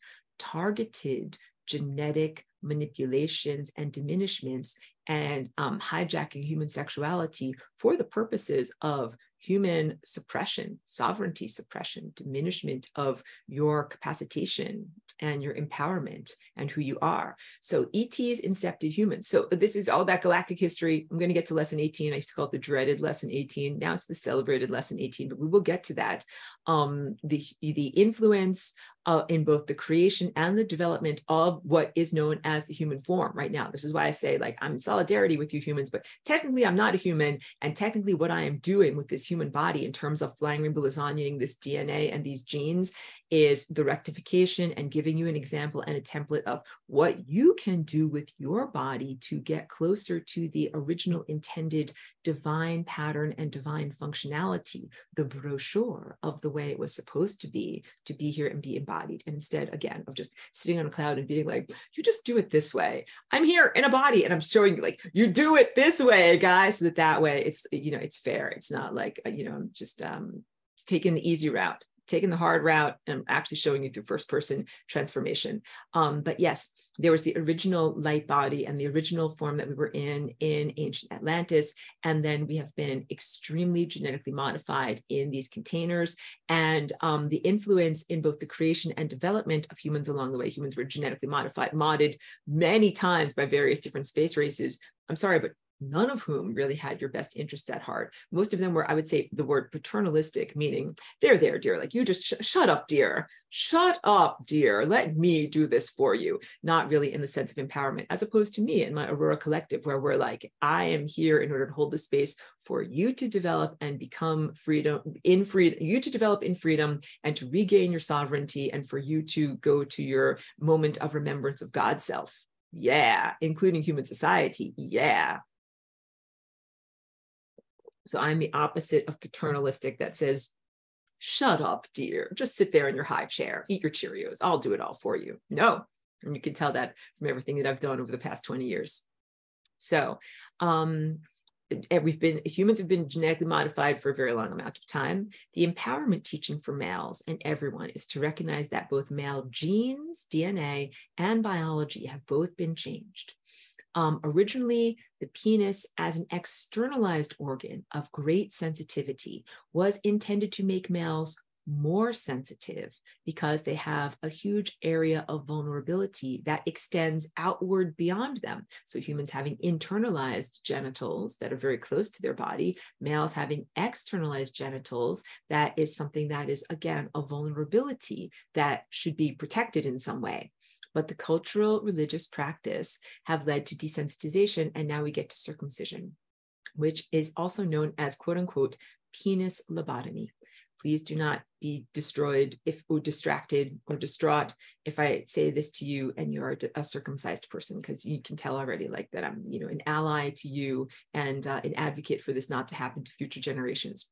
But there are MRI scans that have been done of little tiny babies before their circumcision and after their circumcision. And circumcision has an effect on the frontal lobe, administrative abilities to think, and frontal lobe connections to the penis, arousal, sexuality, and what we would call red chakra and orange chakra stuff. That this happens for most males when they're about a week old, and in the Jewish ritual, it happens when they're 8 days old. The Jewish justification for this is that the baby's nervous system isn't developed enough at that time to feel pain. It's totally, totally not truthful. That it is a very, very painful procedure for them. There's a huge amount of trauma, and that trauma has now been measured in changes that can be shown by the imaging systems of human objective science. Brain changes after circumcision, and the lobotomy in quotes, because lobotomy is what they used to do to supposedly insane people, but mostly they were just unruly, that it would sever the connections in the frontal lobe, basically severing Christ connections, definitely, because this is Christ chakra stuff, but also severing administrative thought processes, making a person much more docile and easy to handle and disconnected and desensitized. The process of circumcision is a desensitization of both the connections between penis and the brain, and also the penis and the emotional centers and the mind. And there's also been a disconnect on that level even before circumcision, as a mutilation was widely culturally proliferated. Many males talk about how like they have their own mind, but their penis has their own mind. They're like, don't blame me. My penis has my own mind, has its own mind. And that is through genetic manipulation. That in the original genetic code and the way that the body is supposed to be functional, there's supposed to be a direct connection between the heart and feelings of unconditional love, the feelings of emotion and attraction and bonding, and arousal of the penis, making it possible to even have sex. And that the genetic modifications by a lot of these ET non-allies to humanity made it so that males would be aroused even in the presence of inappropriate partners. And inappropriate partners means partners who will not make babies that are healthy. So that could be a prepubescent child should not be aroused in the presence of or at the image of a prepubescent child because they can't make babies. And they should not be even in the realm of sexuality and sexualization or sexual objectification. Same thing with family members. Males should not be aroused in the presence or at the sight of their female family members because of something called recessive genes This is why incest is considered a taboo, because when you have too many of people who are genetically similar mating with one another, you do not have healthy offspring. That is when the recessive genes come forward, as the royalty of Europe found out through direct experience. Not a positive thing. But then you also get to the sense of really unhealthy, distressing to me, but culturally normative practices here. Things such as pornography and prostitution and the objectification sexually of inanimate objects, that those are things that males should not be aroused by. And I'm going to read from my notes about this and why. So what was a very, hold on a second. What was a very sensitive organ, like, you know, like the needle on the record, the most sensitive part of the male's body, after circumcision, gets kind of scar tissue and is constantly exposed instead of covered safely by the foreskin. And then the penis is not as sensitive as it would have been before it had been changed. So the act and the friction and the amount of what is happening at just the basic mechanics of genitals coming together becomes much more forceful, much less comfortable and accommodative to the female partner for the male to experience some levels of, activity. The friction becomes uncomfortable. Basically, all of the beautiful, divinely structured somatic cellular hardware and the way that it's supposed to come together and the way that it's supposed to generate these orgasms becomes diminished in its functionality. And then you get into other aberrant practices. Like if regular mechanics are not enough to be able to create orgasm and sexual satisfaction for a circumcised male, then you get into these other things that have to be augmentations, different positions, or different ways of making something more pleasurable that is supposed to be innately pleasurable, because there's been a procedure that is a mutilation that is done that, although it's been done to a large proportion of the population, totally not natural, totally not desirable. This is why the entire orange chakra network of our world is destabilized. And the idea that it is done as a blood sacrifice to a self-proclaimed God, lower G God though, which is really a lower astral entity that is energy harvesting, that is in the Bible, that is, the God that is named Jehovah, that is not true God. True God created your penis in its natural form, not with the need to be circumcised. And this other God came along and said, children of Israel, circumcise your babies and I will make you my chosen people. That is an agreement, a quid pro quo. You do this and I will do this for you. Very unhealthy stuff. Very inappropriate on a spiritual level, on a sovereignty level, on a biological level, has affected so many generations of human males and their partners and their offspring and human society. I make this face because it is incredibly distressing. So I am an ally to the movement against circumcision and an ally and in recognition of those who have been through the procedure. And I'm sure you still can have a good life, but it is just not the original way that you were intended to be shaped and formed. So let me say this from my notes. Circumcision comes from the Judeo-Christian religion, which actually comes from the lower astral entity Jehovah, who asks for a ritual sacrifice to sustain it as a quote unquote God. You get it? These sacrifices of blood sustain the entity that is not an alive being. There has never been a little baby God Jehovah. Jehovah did not walk around in diapers, have a baby binky, and then live in an afterlife world. That's not who we're talking about. We're talking about a construct, 100% construct, not divine presence, a thought form construct that needs to be sustained. And it gets sustained off of life force energy, which is blood, and it gets sustained off of the diminishment of alive humans through mutilation, which is what circumcision is. Very distressing stuff. So this is actually a false deity or a demiurge, a lower vibrational entity that does not feed off of love. True God feeds off of love. When these two partners are lovemaking, or when you're in love with the cosmos, when you're in love with time, when you have an equal level of loving, giving, and receiving, that is how you feed the true God. The true God does not require you to make a burnt offering, like burn a dove or an oxen, something like that, oxen, on a giant funeral pyre, and does not require you to cut off your baby's foreskins. And all of those things are what the original God of the Bible, Jehovah, requested and required of the Jewish people, his chosen people. And I take great issue with that. Do not consider it to be a true God or a true expression of divinity at all. Infinite apologies and compassion. This is what I was trying to come to before as I talked to males about this. You have my infinite apologies and compassion. Goes out to the males who have been assaulted in this way. When you were helpless infants, tiny infants just came into the world, totally naked baby angels, and that this is what trusted family members did. So the penis lobotomy is not just about what happens on your MRI, it's the levels of trust that are broken in the trauma event when you're 8 days old. How could your mom allow that to happen? How could your dad hold you on his lap? How could your entire community be there at the bris? How could they all have bagels and lox afterwards? How could they all celebrate with a meal afterwards? I just celebrated your lifetime diminishment and genital mutilation.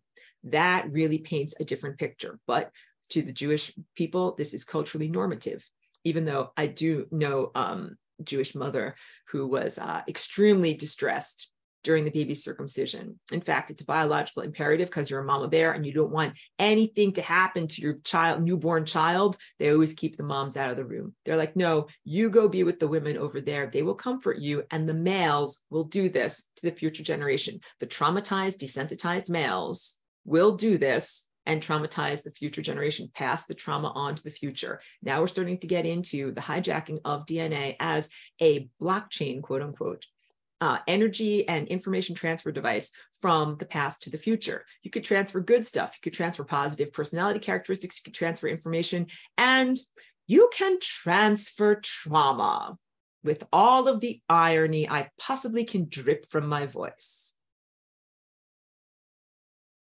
which is largely what has been upholding these negative cultural dynamics and has been the dysfunction upholding a lot of these extraterrestrial and extra-dimensional dysfunctional, I wouldn't even call them civilizations, organizations, organized levels of dysfunctionality bordering on criminality. Okay, so all of this makes the arousal mechanism between penis and emotional center cut off or depersonalized. And in today's culture, the stimulation that makes a man feel arousal in his penis is not connected to the mammalian centers as it should be. Again, the centers exist for a reason: attraction, revulsion, and also the sense of protection. You know, reptiles, they don't protect their babies. They have 10,000 eggs on a beach and they walk away. They're like, good luck, see ya, I hope some of you hatch and we meet one day. Mammals are very different. They have one baby, maybe two, you know, if you have twins, possibly. And then I talked about protective mama bears. We have protective papa bears too. And parents are supposed to be extremely protective over their children in the sense of wanting their, you know, children to grow up, live successfully, and pass on their genetic traits. Keep the family going, keep the family name going, keep the species going. You are invested. That's what it is to be a mammal. The mammalian centers are about the investment you make in community. You are not a singular individual. I joke, I am looking out for number one and I don't care about nobody else but me, right? That's the unicellular organism. That's the reptile. The mammalian cortex in the brain and the mammalian emotional centers in your chakras are all about respect, living in community, feelings of other people, and also how do other people feel about you, because you recognize at a certain point you're going to find a task that is greater than you can handle on your own, and you're going to need community. And that's why it is a step up from the reptilian total focus on self and pure survivalism, and I'm only out for number one. So unfortunately, males here now have been culturally influenced to sever the emotional connection regarding the arousal of their penis. And that means that males are often aroused in the presence of totally inappropriate objects or people. For example, like I use in my notes, sock puppets. There's a fetish, is what they call it. here of being aroused by an inanimate object. And there can be no viable offspring between a human male and a sock puppet. That is not a mating partner. So that's an aberration, because what you're supposed to do is feel aroused as your natural biological response when there is a partner that you're supposed to be able to have sex with. So female body chemistry changes throughout the month. When you are fertile, you have pheromones that males can smell. I smell that woman. She smells fertile. I'm aroused. I'm attracted to her. I want to have sex with her. That's appropriate. It's not appropriate if it's your cousin or your daughter. It is appropriate if it's also not appropriate if that woman is already married or already in partnership with someone else. But it is appropriate biologically because the woman is fertile and you're attracted to someone or something that you can make a baby with. As a man, your arousal should be completely predicated upon your capacity to procreate with the person that you're attracted to. Otherwise, it's not just silly sperm that can't hear the egg saying, come here, and they go in the wrong direction, not even going towards an egg. Sock puppets don't have an egg, and neither do prepubescent children. And no offense to homosexuals, but neither do other males. So that means that you are not being guided by the procreative genetic urge to put your sperm someplace where you're going to make your personality characteristics go forward in time. And that is what is success in the species and in time. If you want to make your personality characteristics bounce down the genetic highway, you have to woo a woman successfully. That's from Dead Poet Society. How do we woo women? How do men woo women? How do you got to bring them a seed. Like you got to be a little bird, like a cardinal, and bring them a seed, bring them flowers, bring them something, make overtures, make it so that they know that you are a positive prospective partner, because women are the gatekeepers to the time highway, which is DNA. For if you don't do that successfully, then your characteristics do not go onward. And it actually is a success when your characteristics go onward. When you successfully partner with the woman, are able to have procreative sex and make a little baby that carries your genetic codes, your personality characteristics blended with your wife's personality characteristics, and connects to your ancestry. And then we're going to get into the satanic dark magic stuff of connecting to ancestry, but that's what you want to do. And if you don't do that successfully, your lineage dies.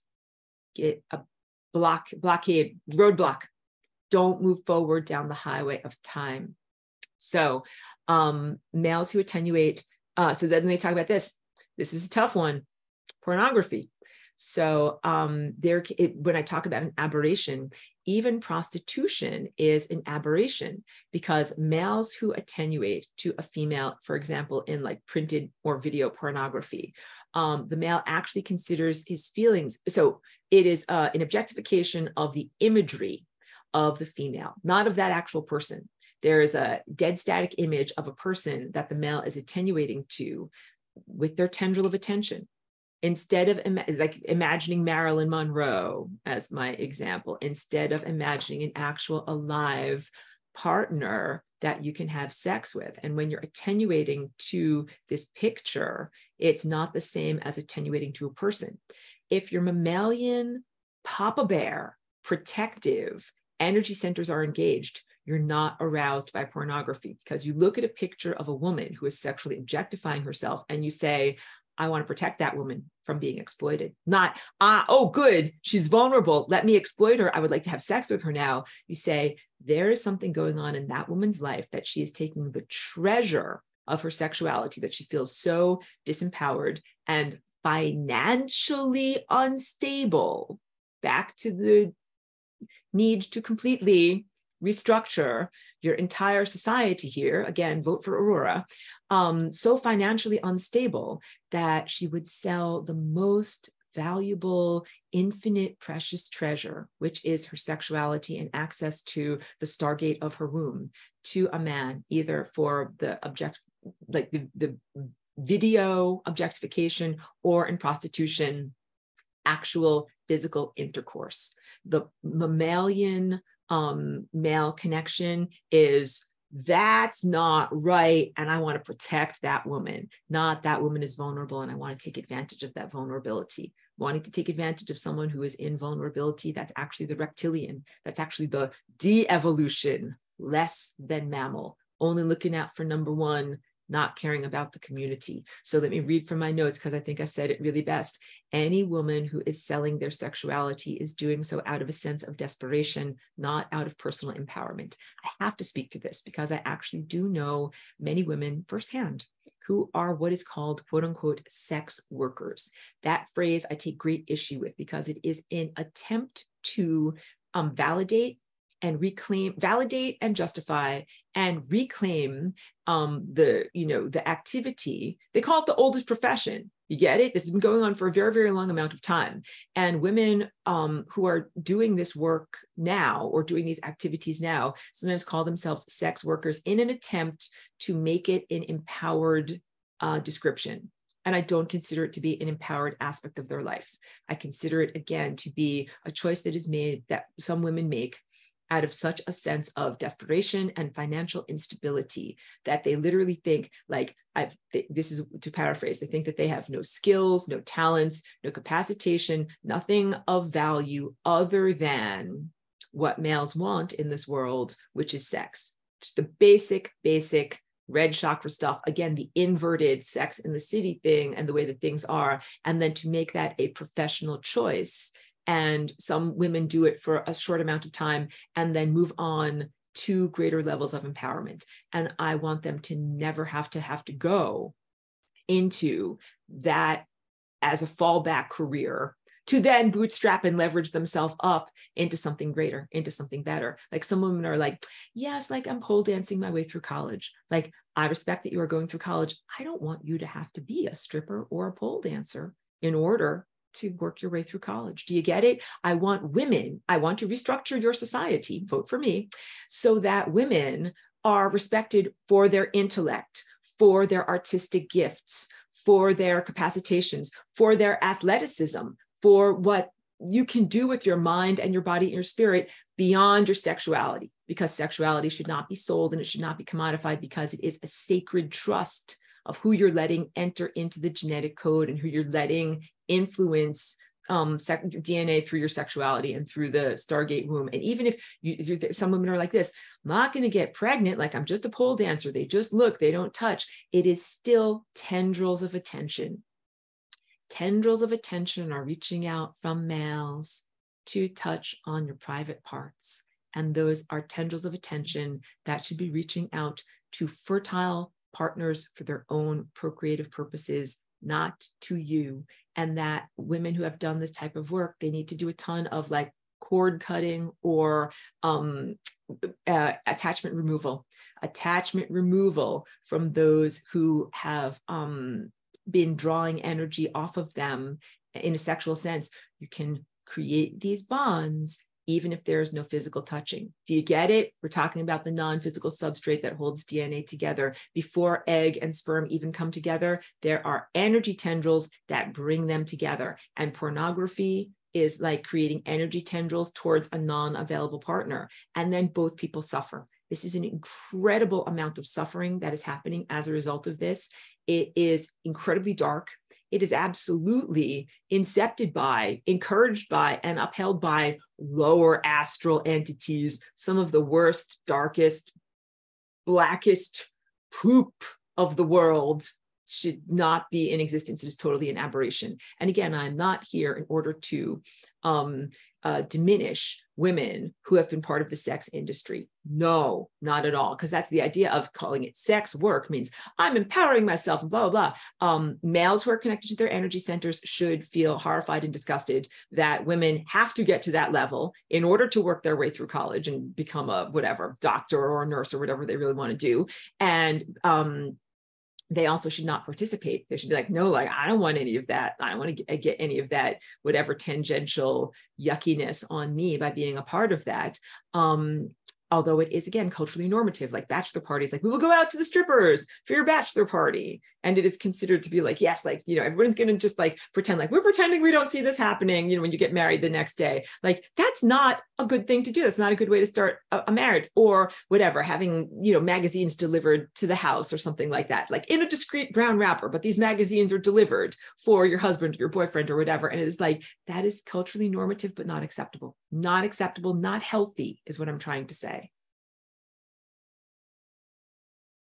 And I know this might be difficult to hear.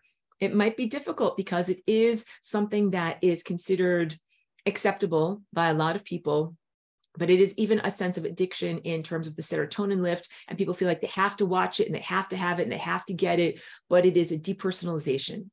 Pornography at its heart is distressing and diminishing because it is a depersonalization of humans into body parts that are just objective, that are just like pieces of meat, and takes sexuality from this incredibly sacred activity and turns it into just meatloaf, just body parts, and just the most diminished approach to what it is. It's nothing about what real, beautiful sexuality and real love is about. And then when males have been exposed to and willingly exposed themselves, because sometimes it's an older male that shows a younger male pornography and initiates them into the normality of pornography. When you've been exposed to that, and then also self-exposed yourself to that, again, the desensitization. Pornography desensitizes people to sexuality and creates unrealistic expectations of what it is and what it is supposed to be. And then when you're in the actual act of real lovemaking with a real partner, the pornography is there as a template that you think like, oh, it's going to look or feel like this. Oh, the person is supposed to look or feel like this. Like, your partner is not supposed to look like a porn star. You're not supposed to do any of the things that you see in a porno. None of that has anything at all to do with actual real lovemaking, actual real family building. Mammalian stuff is family building. Reptilian stuff is leaving your eggs on a beach and saying, good luck, I hope you hatch. Or that maybe you'll get eaten by a larger animal. Like, good luck, see ya. It is very uncaring, and is very unfeeling, and is very desensitized. So the things that I'm calling out here, and I'm not judging males for it, but I'm calling out desensitization, depersonalization, exploitation, and the diminishment of real love in sexuality that seems to be culturally prevalent here, but I find to be unacceptable. Not the way it's supposed to be, and not something that you as humans have to accept in terms of your cultural dynamics, especially when you find out, wait, you've been genetically modified a bunch of times. Wait, you've been genitally mutilated in the name of a false god. Wait, you've been put into levels of hyper fertility. And then wait, you also have this male supreme financial system. Let me read further. If a man is at all, if a man is at all socially conscious, he recognizes that the woman in the pornography does not have a good life, that it's not something he would want for his own mother or sister or daughter, and the attractiveness or the arousal should dissipate. You should be like, no, like I do not actually feel those wonderful erotic feelings by looking at this, feel more of a sense of pity and sadness at seeing that is going on. And this also translates to child pornography and to pedophilia and sexual exploitation. These are very difficult topics that we have to talk about. This is why I sometimes gloss over lesson 16, because this is stuff that people have a lot of difficulty being face to face with, but you must face it. So literally, we are talking about prepubescent children being sold into sexual slavery because their families cannot afford to feed them. This happens in places like Thailand. And then there are wealthy tourists who come from, Europe or United States or someplace like that. And if these tourists were socially conscious and connected in their emotional centers, and they saw these children in sexual slavery, they would not be aroused. They would see it as tragic. They would see it as a complete diminishment that this child, instead of going to school and having an education and becoming literate and having a capacity to do something with their mind and their gifts in the world is being reduced to the least common denominator, commodifying their sexuality, and then that's all they get to be. And in Thailand, it is both little girls and little boys that are used in child pornography and as child sex slaves. And it's not just Thailand.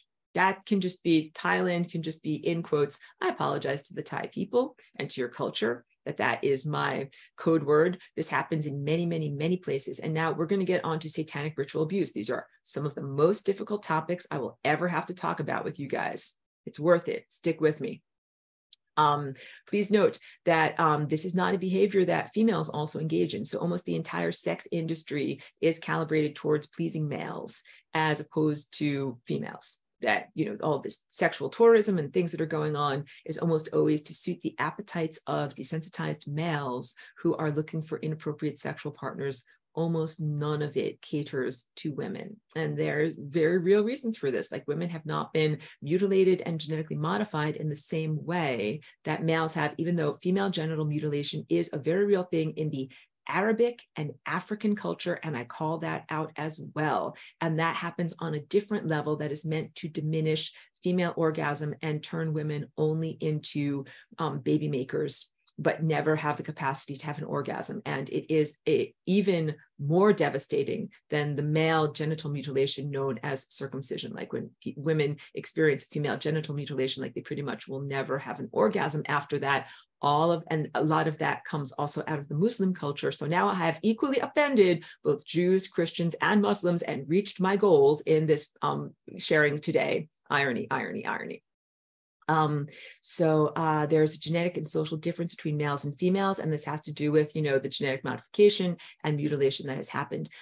Females are not sexually excited by the image of a little boy who is naked or pole dancing or in some way victimized or disempowered, but very, very unhealthy males are. And that is something I must call out culturally in this world.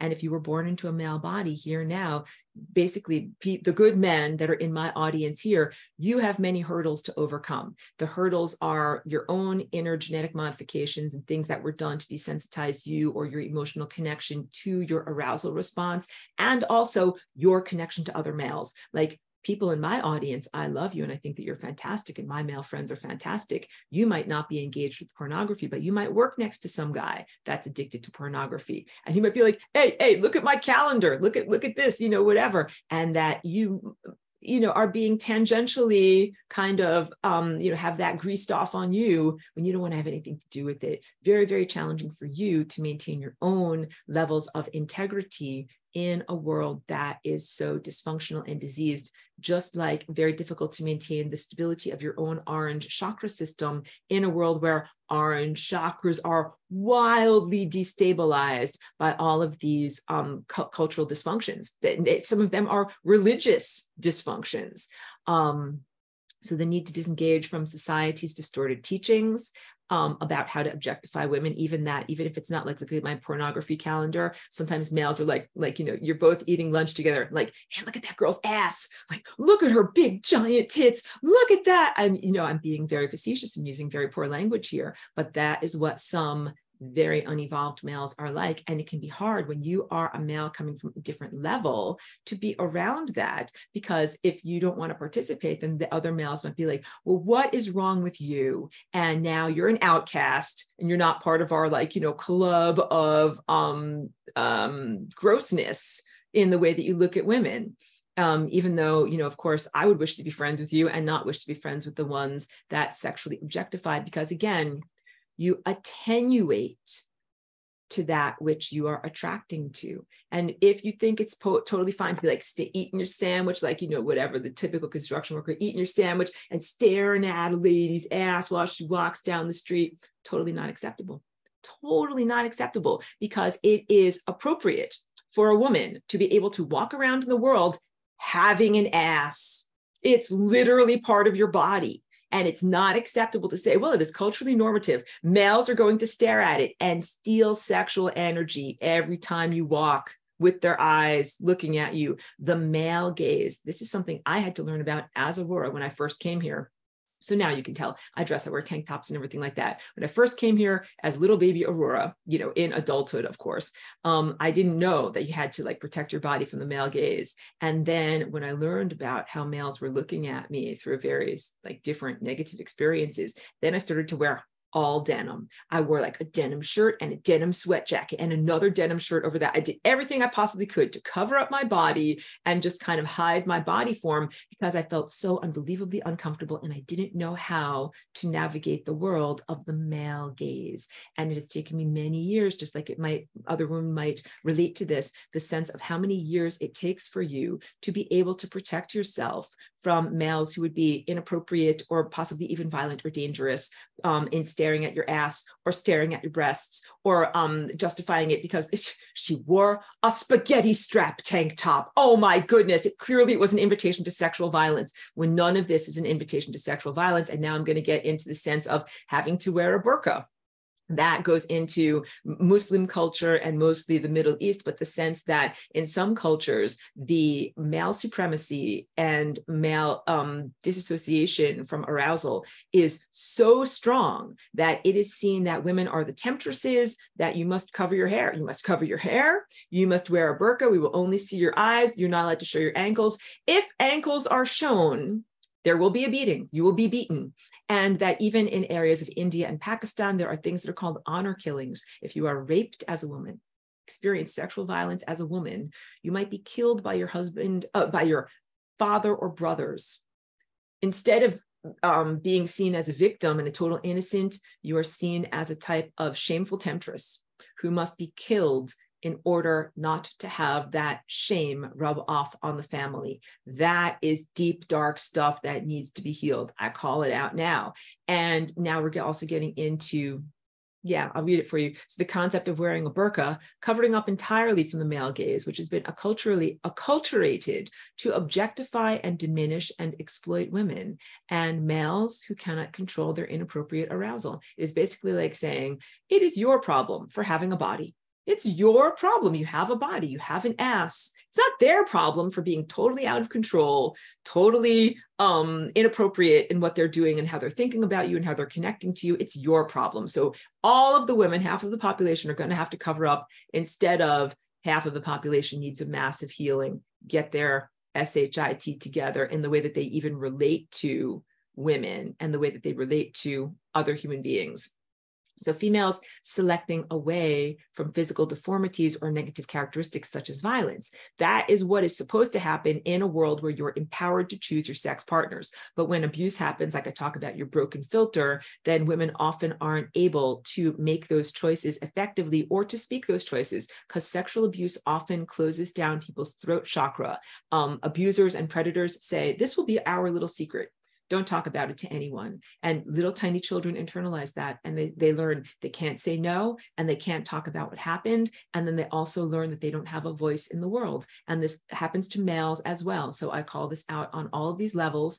It needs a massive healing. And for those who are victim experiencers, like through all of my notes, you'll get to the end and you'll find out like you can do healing. This is not a lifetime curse or diminishment upon you, that these are like dark magic bonds and enslavements that happen between owners and masters and slaves. You can become a slave to the person that abused you, but it doesn't have to be for your whole entire life. You regain your voice by being able to speak about what happened. And in the past, whatever, like since 2016 or so, since what is known as Pizzagate, quote unquote.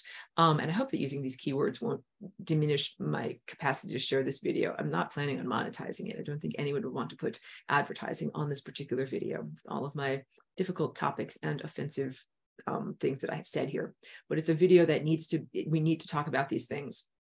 What was talked about in 2016 and onward became much more culturally prevalent in being able to comprehend what is going on in an organized fashion through all cultures. So not just through the Middle East, not just through India and Pakistan, not just through non-industrialized cultures, but going on in this time and place, in this world, through all cultures, in the sense of commodifying sexuality of children, even tiny infants, selling them for sexuality purposes, even sometimes abusing them, even sometimes doing so to the point of death.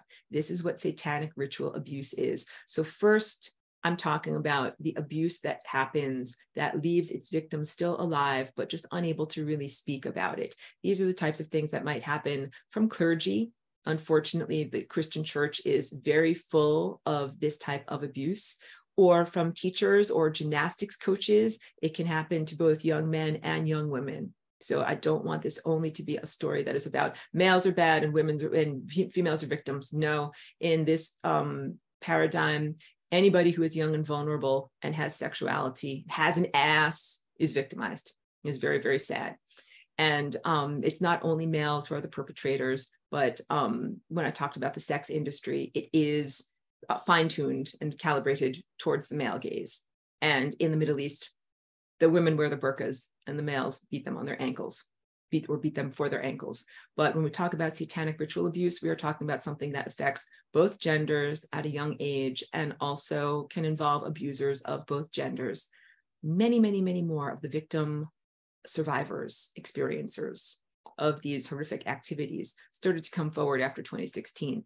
It's regaining your voice is what I'm trying to say. The more people that are able to speak about it, call it out, and to have the discussion in the world, the more that the spell is dissipated, because it is a type of dark magic, and the dark magic is a destabilization of chakras. If this is your red or orange chakra, and there's energy that is siphoned off of it, it goes at an angle. And then the person goes through life at an angle. First of all, they're going to go towards the membrane of death. It is a siphoning off of vital life force energy that your bicycle wheels should be moving very, very, very fast, like the Tour de France. Bicycle wheels are moving much more slowly. The chakras are wobbling, and people are literally on a different timeline. And sometimes people end up facing the membrane of death because they are a diminished version of themselves. They don't become the true person that they were meant to be. Hold on one moment. Let me just close this door for privacy.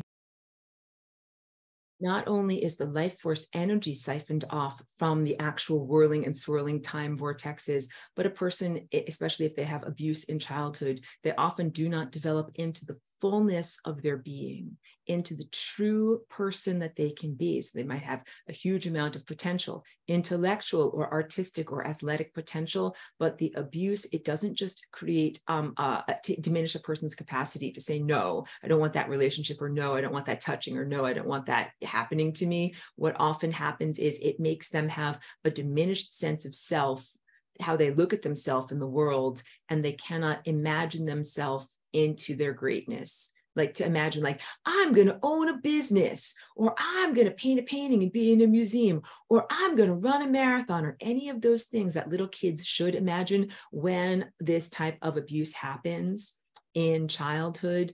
Often it gives a person a diminished narrative about themselves.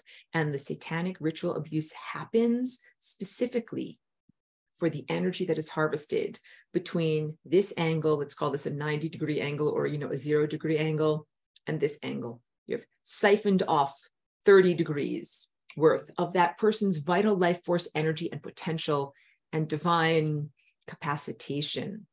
And that energy then is what runs the empire that is known as Satanism. And I'm going to call that out too. This is a very, very difficult video. I'm really stirring up a lot of hornets' nests. So first of all, let me say that abuse is not only penetration. Abuse can be through inappropriate looking, inappropriate touching, and through violation of boundaries, which can also be talking, like talking to someone, telling something,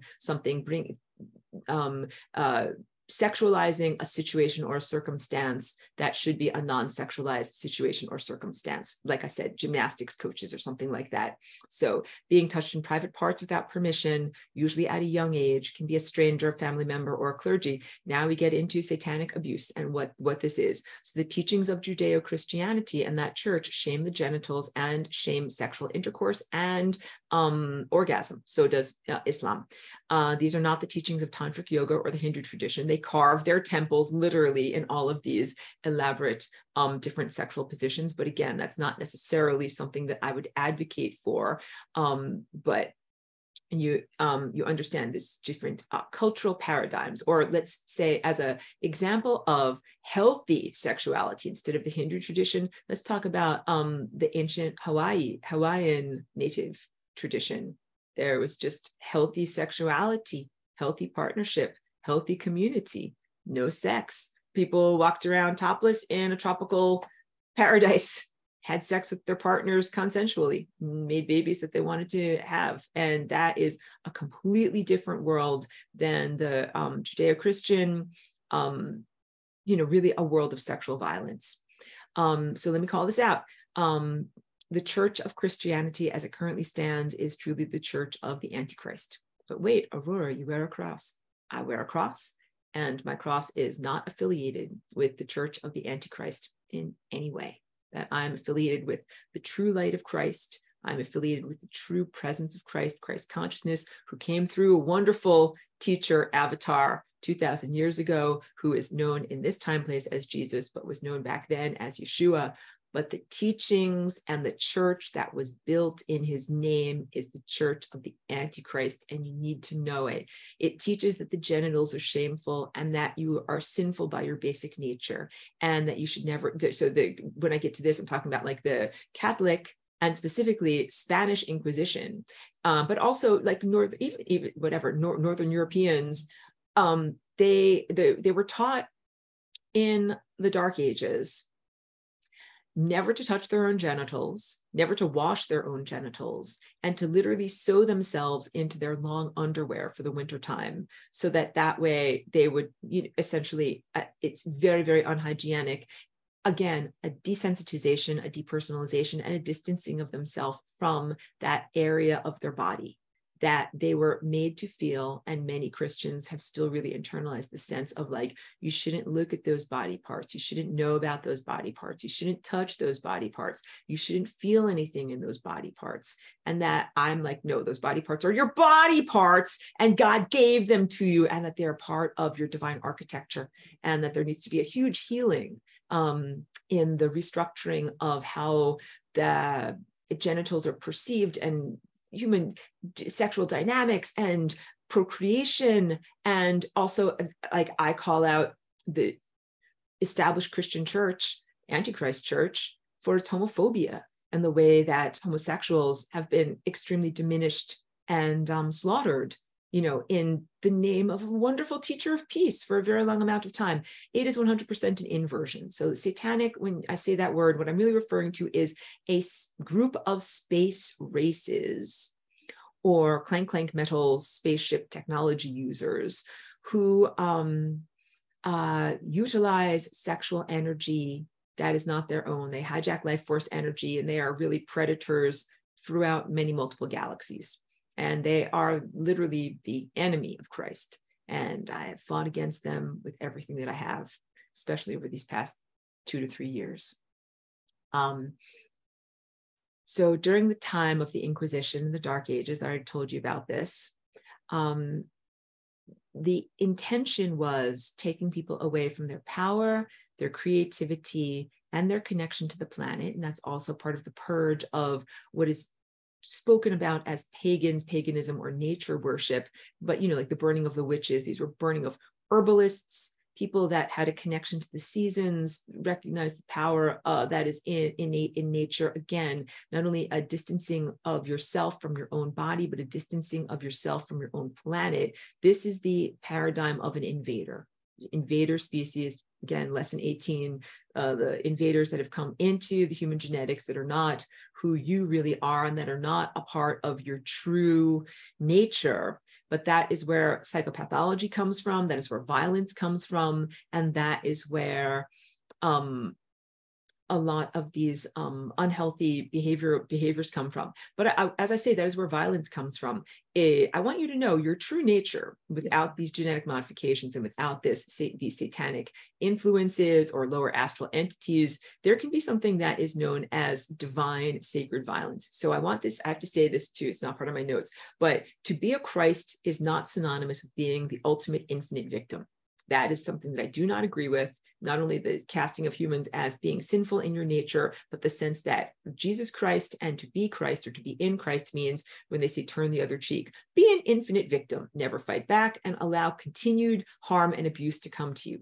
That is bullshit, and that is wrong, and that is not what it is to be Christ. So there is such a thing as sacred violence. There is such a thing as setting a boundary. And I want every single victim experiencer to know this and internalize this. And I want every one of you who is in Christ and on that path, following that way, to know this as well. You are not required or desired to be an endless abuse victim. Although our great one presented himself to be abused and was murdered, that was part of his life path, but is not presented as a template that we must also follow. So I do not encourage you towards what is called Christian martyrdom. I don't think that is what was desired, and that is something that is a twisted inversion that has been done in his name.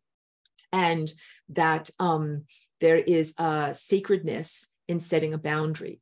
It means you don't have to throw the first punch. But if someone starts a fight with you, you end it with your own capacitation, that you do not allow this Satanism and abuse to run rampant. And also, because otherwise it's like, I'm Superman, but I have to be peaceful. So I'm just going to allow all of this victimhood to happen. No, not at all. And the idea of sacred violence, it also does not mean that you're like, oh, in like the superhero characters or whatever, like there's an evil villain and he's busy killing people and actually stabbing them and everything like that. But I'm not going to do anything to really hurt him. I'm just going to tie him up with, wet noodles or something like that. And then, like, you don't have to be a super wimp at all. No, not at all. Once we are at the level of violence that the Satanics have brought to this world, you are absolutely mandated to set these boundaries that sometimes involve violence. I wanted to say meet them with an equal amount of violence, but you don't have to use an equal amount of violence, but you can use sacred violence. And I want you to know this. And the lesson about turning the other cheek, here's what the Satanics would do. They would say, I require you as Christ to allow me to abuse you. Abuse, abuse, abuse. And then you're like, I forgive you. And then they're like, oh, thank you. Abuse, abuse, abuse. I forgive you. Abuse, forgive. Abuse, forgive. For effing forever. That is not supposed to happen. True forgiveness must include a change in behavior. So it's this: abuse. I forgive you. You must now change your behavior. Not, you are now free to abuse me again. Do you get it? I really hope that you internalize that truth. The idea of being at the table in Christ's kingdom, that if the Satanics wanted to be there, they could be there. Not as abusers. They would have to say, I abused all these people. Please forgive me. Okay, great. You're forgiven. Now you're at the table. No. Now a real apology comes with change in behavior and rectification for all that you've done. So if you have stolen 39 degrees of a person's energy out of their chakras, out of their sexual chakras, and used it to run your technological empire of poop, filth, and crapola, you got to give back that energy. They have to divest themselves of all of the energy that they have stolen, misappropriated, and used for their own criminal purposes. That is what I require for someone to actually have a real apology and real forgiveness. And of course, never to do it again. That is how you get a seat at the table. I really, really, really hope that you understand this. The inverted teachings and misappropriated teachings about Yeshua and Jesus and his sacrifice and all that he did for us is meant to be a disempowerment and a re-victimization of you. And Yeshua does not want that of you. He does not require that of you. That has nothing at all to do with what this truly is. And then there's also a real difference between forgiveness of Satanics and forgiveness of innocent humans who have stepped on your toes and done things in their world as, difficult people navigating, doing their best to navigate a very, very difficult world. Like, forgive us our trespasses as we forgive those who trespass against us. That's meant towards your human brothers and sisters, not towards the demonic reptilian putti implants that have attempted to hijack your genetic code, mutilate your penises, and hijack your nervous system and invade your planet and create a wetware, hell on earth. You get it? You forgive your human brothers and sisters, not the things that are inside of them. And if you really, really, really want to go into Christian theology, Jesus Christ and the power of Christ demolishes Satan, demolishes that which has been attempting to hurt or harm the true children of God. This is deep stuff, but all of that is duality, fighting. You know that I'm flying rainbow lasagna and I'm really teaching about transcending it, but I just had to make that sparklingly clear so that you are not ever victimized by the satanic misappropriation of what Christianity truly is. So humans are one of the organs of the planet. wait, let me get to this instead. They wanted to, the Inquisition of the church, and of course you're now going through a techno-inquisition that is based loosely upon, like, you know, when you watch like a mini series and it's like based loosely upon the work of blah blah book, like this is a techno-inquisition that is based loosely upon the book known as the Bible, but it's totally not really respecting the teachings of the Bible at all. It's actually like incredibly disgusting. But they attempted to sever you from your connection to the planet because there is so much divinity there. So the current degraded level of human sexuality means that Earth herself is suffering. Earth is this amazingly voluptuous, floriferous organism that has all of this sexuality. Like when you walk around in the springtime and there's like flowers are blooming and bees are flying around and birds are singing, and just like there's life, and there's this, like I said, like this gushing, like floriferousness everywhere. That is all this beautiful, amazing sexuality. And that's our planet. And our planet has been diminished and is suffering because it doesn't have access to these wonderful, vital areas of reproductive fertility and energy due to the shaming and diminishment of humanity. Humanity is an organ, like your species is an organ that is on the planet. So just like the trees are like the alveoli of your lungs that perform respiration, and the fish and the ocean water is just like the blood and the red blood cells swimming in your circulatory system. Humans are like the neurons of the planet. And yes, if you F with the neurons, you F with everything, and you have been very, very F'd with. And that means that when you are in shame about your sexuality and trying to navigate dysfunctional cultural paradigms, being beaten on your ankles in a burqa, right? Or forced marriage in wrong partnership, or swimming around in a sea of unhealthy pornography and sexual objectification, or the unhealthy mating and dating stuff that happens, what used to be, I would say, Sex in the City, but now is more like Tinder or whatever online dating stuff, or OnlyFans or online pornography or anything like that. When you're experiencing all of that, Earth is suffering. Earth's sexuality and vitality is suffering. When sexual abusers, humans are one of the organs of the planet, and we are perturbed and disrupted by the teachings of the Christian church, Antichrist church, which emerges from the teachings of Judaism, which again, outgrowth of a lower deity, worship of Jehovah, with its practice of circumcision as blood sacrifice to the small g god Jehovah. When sexual abusers go against boundaries and touch private parts without consent, or verbally abuse, or abuse with their eyesight and their gaze, it causes a break in the filter. And what that causes afterwards is a woman's inability to keep out the unwanted sex partners. And then what happens is you have non-ideal partnership happening and non-ideal babies happening. So I already got through all of this. This is another, wait. So I want to get to the time tapestry. The time tapestry as being this incredibly perfectly calibrated thing where there really is like a mate that is ordained for you. Like you are supposed to meet this person, you are supposed to meet this person, you're supposed to come together, you're supposed to have these children in order to weave those new lives and interweavings into the time tapestry. But let's say the moon is like, oh no, tractor beam of the soul, you're actually gonna go over here and meet this person instead, and you will have 5 babies with them, and then there will be these 5 lives that are actually kind of like woven in a strange way through the tapestry of time that doesn't actually fit with this. They're not bad people. They're not bad, wrong, or evil people, and you should not cut them off with a machete. And you shouldn't abort them just because they're, you know, a non-ideal time tapestry threads.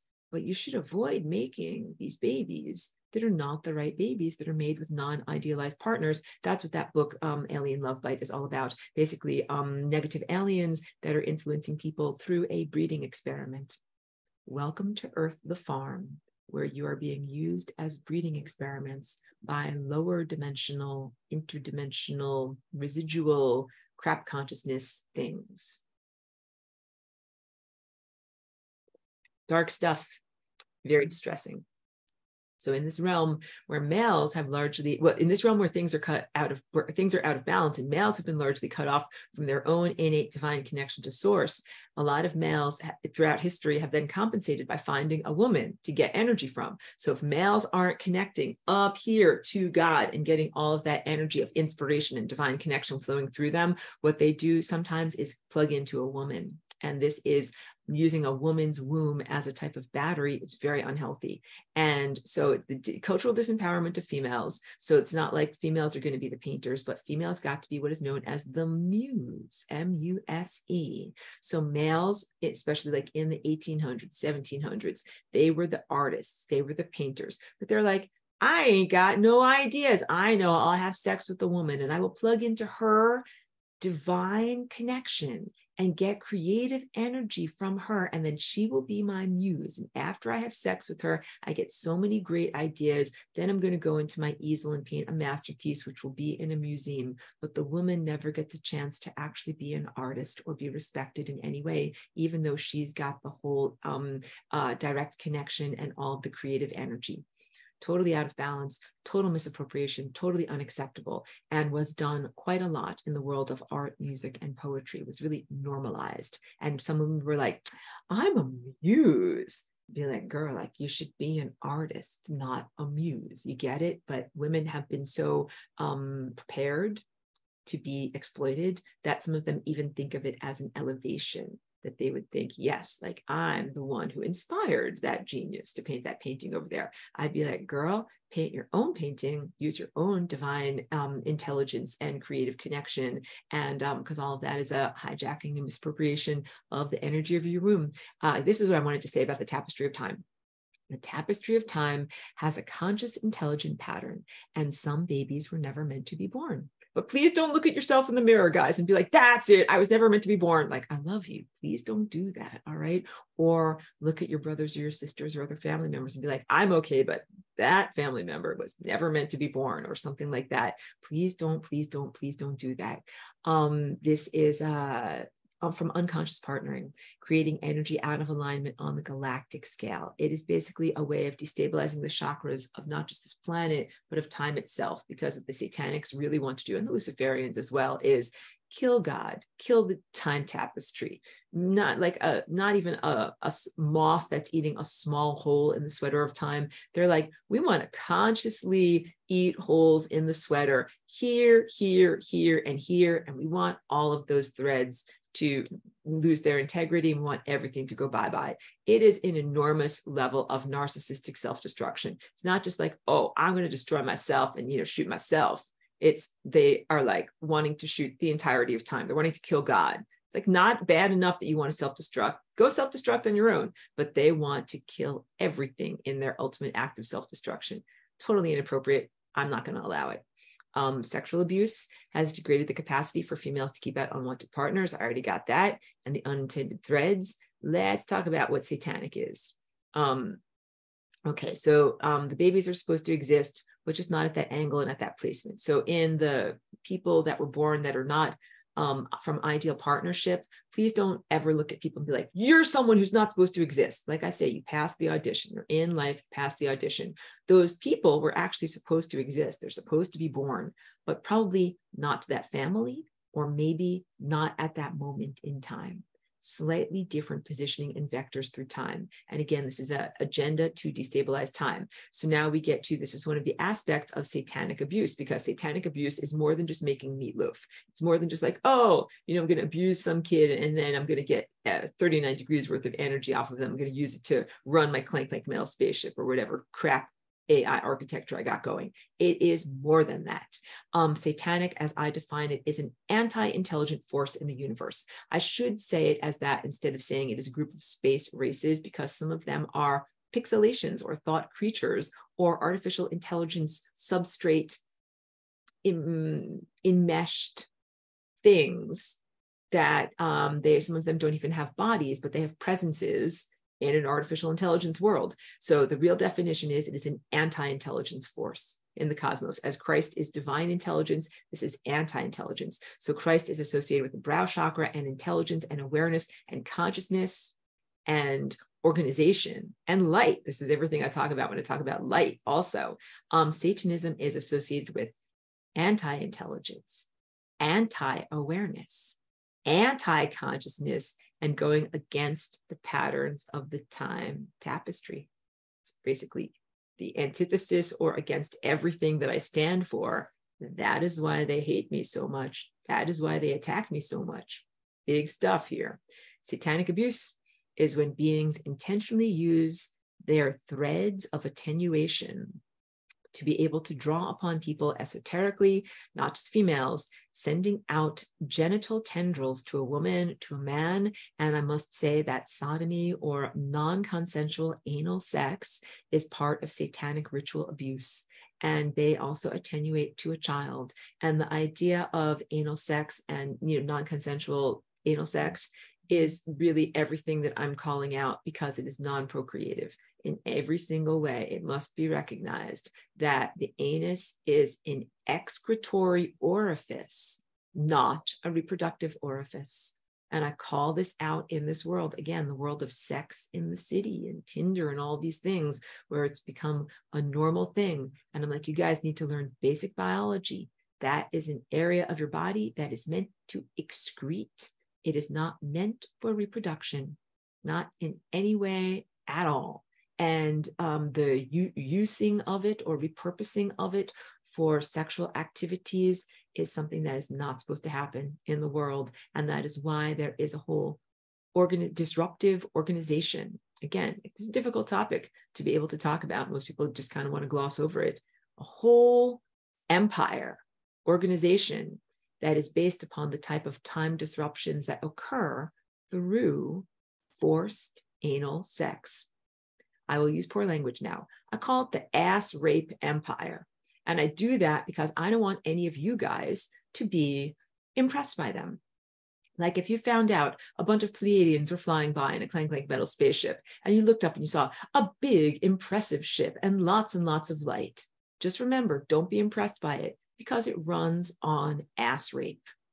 Or a large artificial intelligence supercomputer that is influencing the world. Of course, like it's not as impressive as the divine biological supercomputer that you're a part of, but let's say that you were teetering on the verge of being impressed by like, a large artificial intelligence computer. It seems impressive, it seems, but it is powered by ass rape. 100% of this negative technology, including the civilizations that are coming to come offer you med beds and magical regenerative healing, powered on ass rape, the ass rape empire. And that is also what people know as the Galactic Federation, or many of these other things. Like it's all lots of new age teachings and channeling and all these things. The trauma factory. I've had good conversations with some of the members of this class that are very well versed and they know all about exopolitics.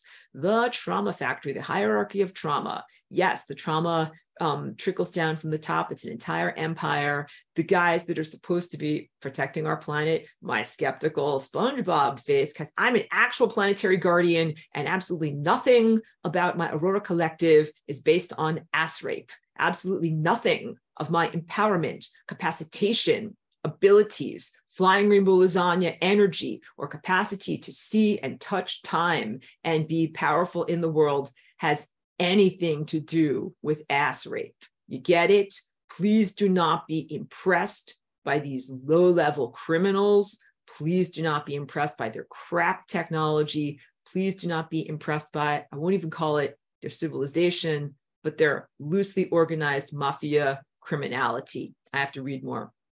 How to comprehend sexual abuse of an infant. It has nothing at all to do with the satisfaction of the predator. It has everything to do with the drawing of energy from the abused. So satanic abuse is like a pyramid scheme. Everything trickles down from the top and everything gets kicked back to the top. The head demon abuses its underlings. Who abuse their underlings? It's multi-level marketing. You got it?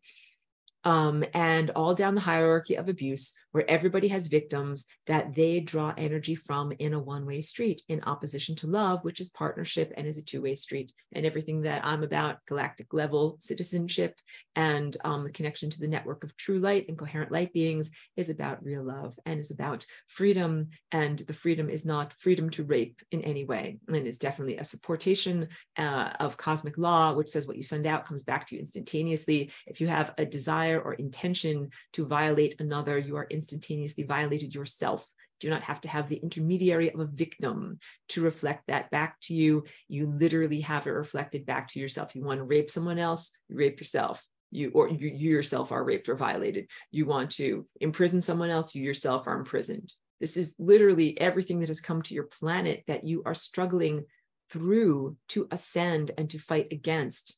It's an empire of rape and diminishment and attempting to victimize you, attempted victimhood of your entire planet. They're trying to ritually abuse your entire planet during this ascension process right now. This is abuse because it is out of balance. Hold on one second. I just gotta, or mute yourself if you don't mind, just for the sake of I have to press buttons down here, but I'm in my flow, just for the sake of the recording. Thank you. Now I gotta press another button. Back to my notes. There's a whole system back to Earth now, because I just talked about exopolitics. Let's bring it down to Earth, where there's the visible tip of the iceberg that's connected to all of this dark stuff that is interdimensional and intergalactic in nature. There's a whole system, a network of politicians, bankers, quote unquote elite, the things that have been talking about since 2016 and when it really blew open, and extremely wealthy people in the world who engage in ritual practices that are all about drawing upon the sexual energy of innocent people without their consent and using it to manifest realities that serve themselves. You destabilize the chakras, draw off 39 degrees of energy, and then are able to use that energy to give birth to realities that are self-serving realities. This is the complete antithesis of real sun gazing, the complete antithesis of divine co-creative partnership, and the complete antithesis of what I was talking about, an idealized sexual partnership, where you're envisioning your child and talking about how you want to teach your boy to throw baseball, and the boy that you're going to conceive. And it's totally the misappropriation of all of that energy being used to serve the power structures of the powers that were. But you understand, highly entrenched power structures that are older than 5,000 years old, that have been here on this planet for a very long time, that have been suppressing and harming humans for a very long amount of time. So as a brief aside, this needs to be rectified and cleared. This is big, in order to experience true planetary ascension and the freedom to manifest unfettered realities that reflect God's divine willpower and intelligence. So if you guys wonder what's been going on with the ascension process, hey, what's been going on with the ascension process? I thought we were supposed to be ascended by now. I thought I was supposed to be floating in a cloud of rose petals and imagining my future, blah, blah, blah. You are.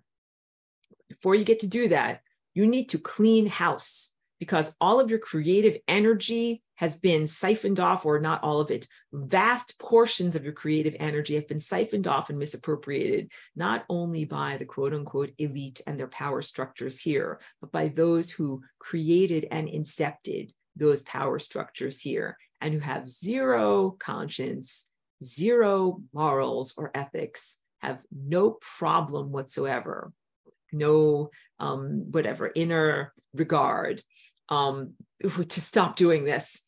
You have to stop them. I'll read this again. All of this, the siphoning of energy and the fact that it can happen or has been happening, needs to be rectified and cleared in order to experience true planetary ascension and the freedom to manifest unfettered realities that reflect God's divine willpower and intelligence. If you want to manifest and have your ascension, you have to clean house and get rid of the pathogens and parasites that have been stealing your creative energy and misappropriating it and making realities you would never agree to for a very long amount of time. And that includes, you got to reclaim your energy from AI. Can't be like, quantum financial system, save me. AI, chat GPT, save me. All of that is satanic. It's just satanic by a different name, which would be known as Lucifer. You get it? You got Rock'em Sock'em Robots. That little game, that little child's game. This guy versus this guy. It's the same guy. the same guy. The Satanics and the Luciferians are the same guy, just slightly different. And in a Luciferian world, maybe there wouldn't be slobbering baby eaters, but you'd have your life force energy siphoned off by an AI, and you'd be like a Brave New World automaton, taking your soma at every moment, completely disconnected from yourself as a true sacred animal, natural presence in the world, disconnected from the planet, living in a totally artificial reality, total hellish nightmare, but clean and well organized. You know, it's like the trains run on time. Horrible nightmare. And also satanic, horrible nightmare. Both hell on earth, both very, very harmful and not what you want to experience. Got to reclaim your energy. So this means all of the ritual abuse victims need to do this inner work of reclaiming and healing your energy. From the people who've abused you in life, physical embodiment people, and also from any negative thought entities or occupiers of the interstices who were involved in that, because this is the economy of hell pyramid scheme that I talk about, multi-level marketing.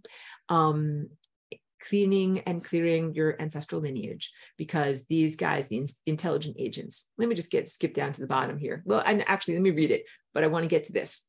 Going from the idea of sexuality as divine co-creative partnership between male and female who are equally sharing energy and each other and results in a baby, and contrasting that with the hijacking of the reproductive system into a person taking energy away against the willpower of the experiencer, and instead of co-creative partnership, using that sexual energy for what they want. This is what elements of our own government and religious institutions practice: esoteric rituals that involve satanic abuse. They hijack the sexual energy for manifesting and creating in the universe against the will of their victim, and they use it to create the events that they wish to create.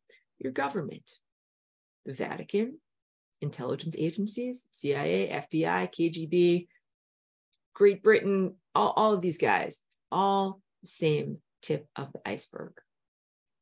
There is an element to the secret society that runs our government that will stage mass murders, and the mass shootings, like what happens in movie theaters or churches or whatever, are not by accident. This is all part of a satanic sacrifice and satanic abuse. Difficult stuff to hear, but you have to hear it.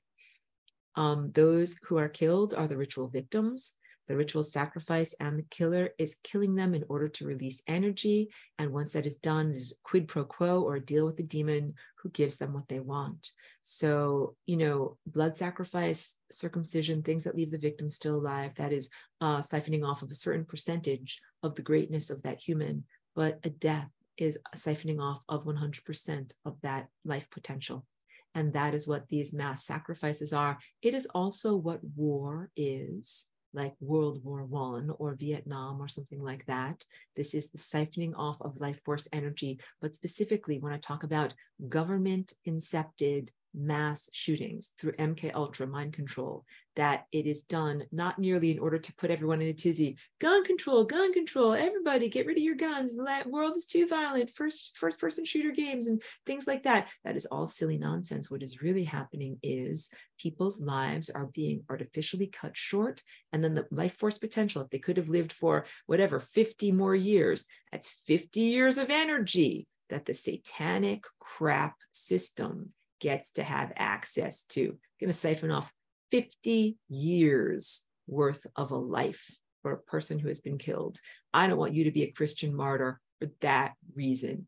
You offer your life up to be killed. This is not a glory to Christ. It's putting energy onto the membrane of death.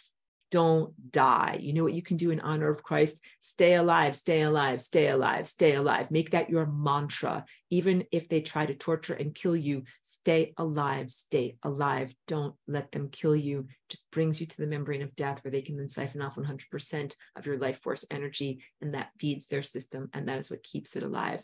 You don't want that at all. And what you want to do is gain the capacity to reclaim all of the energy, all of the dollars that have your face on it that they've stolen from you. Like, hey, that's my money. Get it back.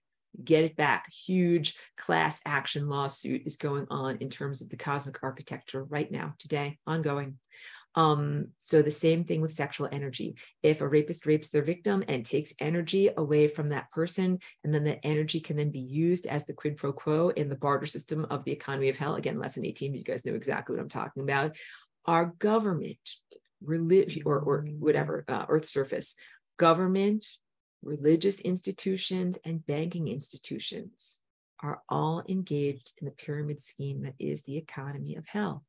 Your economy has never been based upon gold or the petrodollar. It is based upon the siphoned, misappropriated energy that is turned into misery. That is what runs their spaceships. That is what runs their AI. That is what runs their simulation that they are trying to use as an artificial overlay, augmented reality to change your life right now. That is the thing that gives you the happy zaps and the sad zaps. That is the thing. If you think, I'm at the 5D smoothie shop, I'm feeling so great, yeah. Like, I'll take a strawberry guava smoothie, please. I'm in 5D, I'm feeling so great. Guess what? Your great feelings of being in 5D are run by ass rape juice, powered by ass rape. Like, that should be the little sticker at the bottom. This simulation powered by ass rape. That would hopefully make you not feel so good about being at the 5D smoothie shop, feeling so great. People think that they're ascending, and people think that they're having an ecstatic experience. And actually what is happening is an artificial intelligence system that is totally satanic and Luciferian, that has implanted non-consensual wetware into every person's mind on this planet, is hijacked your neurology, and is using the stolen and misappropriated sexual energy of victims who have been put into horrible states of misery to make you feel mildly more euphoric. Kind of makes it not that much fun to be at this 5D smoothie shop. Now, does it? I hope that it makes you want to throw the 5D smoothie shop out the fucking window and directly into the cosmic dumpster, and to cleanse and purge your entire planet and the entire membrane of death and all chakras and all DNA timelines of this malevolent pathogen. Because here's what you need to know. The intelligence agencies that you see here in the world are only the visible tip of the iceberg of something that is very long-lived and very ancient, secret and esoteric societies that have been around for many thousands of years, and that they bounce their consciousnesses down the DNA timeline, avoiding soul assessment, avoiding any sense of personal responsibility. They're like, hey, it's not my fault. I was part of a collective. We were all doing that. I call it, they're all in the hot tub from hell together. You get it? Because when you get into the hot tub, anybody that's got toenail fungus, you're marinating in it. So all of these guys, they make agreements in life, soul contracts in life. They die, they go to the membrane of death. They are moderately empowered on the membrane of death. And guess what? The membrane of death exists in you, the living. Hey, here's one of these dead intelligence agents that is hanging around on the membrane of death, siphoning energy off of you, wildly destabilizing your chakras, trying to feed off of you. And it's their economy, and it is their cultural practice, but it's not acceptable to actually call it a cultural practice. This is the false Christs, the Pleiadians, the clank metal aliens, all these things that I am absolutely enraged and disgusted by. It's not what real aliens do. It's not what my people do. I'll read it for you over here. Government, religious institutions, and banking institutions are all engaged in the pyramid scheme that is the economy of hell. Presidents, bankers, university presidents are all parts of the theater of abuse. Priests from the altar boys send energy uphill to the actual non-corporeal demon. The Vatican is flat out this hierarchy of abuse, and the CIA is this hierarchy of abuse. Many people who are active in high levels of finance and banking are taking part in this hierarchy of abuse. And being aware of these behind the scenes manipulations of what is going on is the first step to stopping it, not the only step by any means.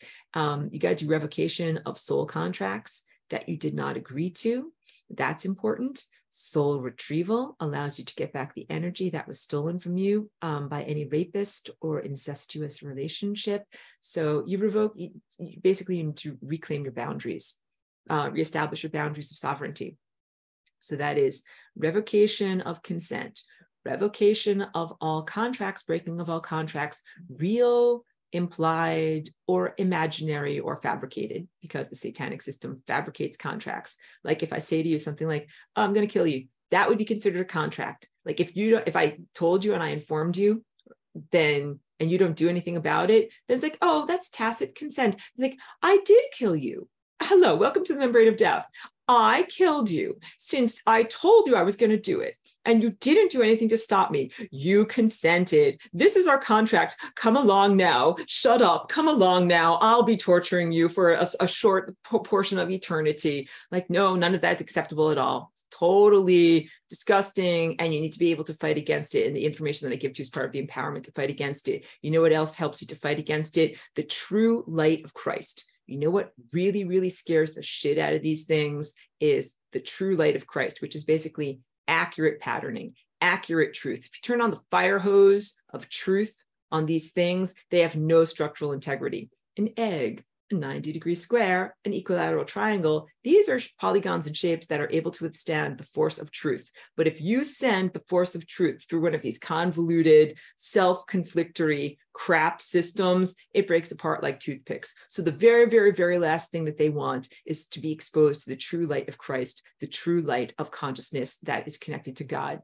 And if you are able to fly in rainbow lasagna and get yourself to that Christ connection and get that true light of Christ flowing through you and flowing through your DNA and everything that your DNA is connected to, through into your lineage and into your ancestry. Hey, you know what? You might have ancestors who are part of secret societies, the Masons or the Illuminati or whatever you want to call it, or they might have been doing any of these rituals.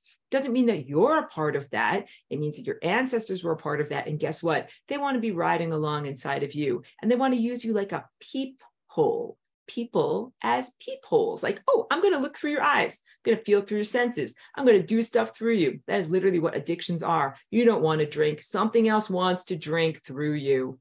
Please know that if you're struggling with substance abuse or addiction in any way, you don't want it. Something else wants it through you. Even sugar addiction, you don't want it. It wants it through you. Tobacco, any of this crap, you don't want it.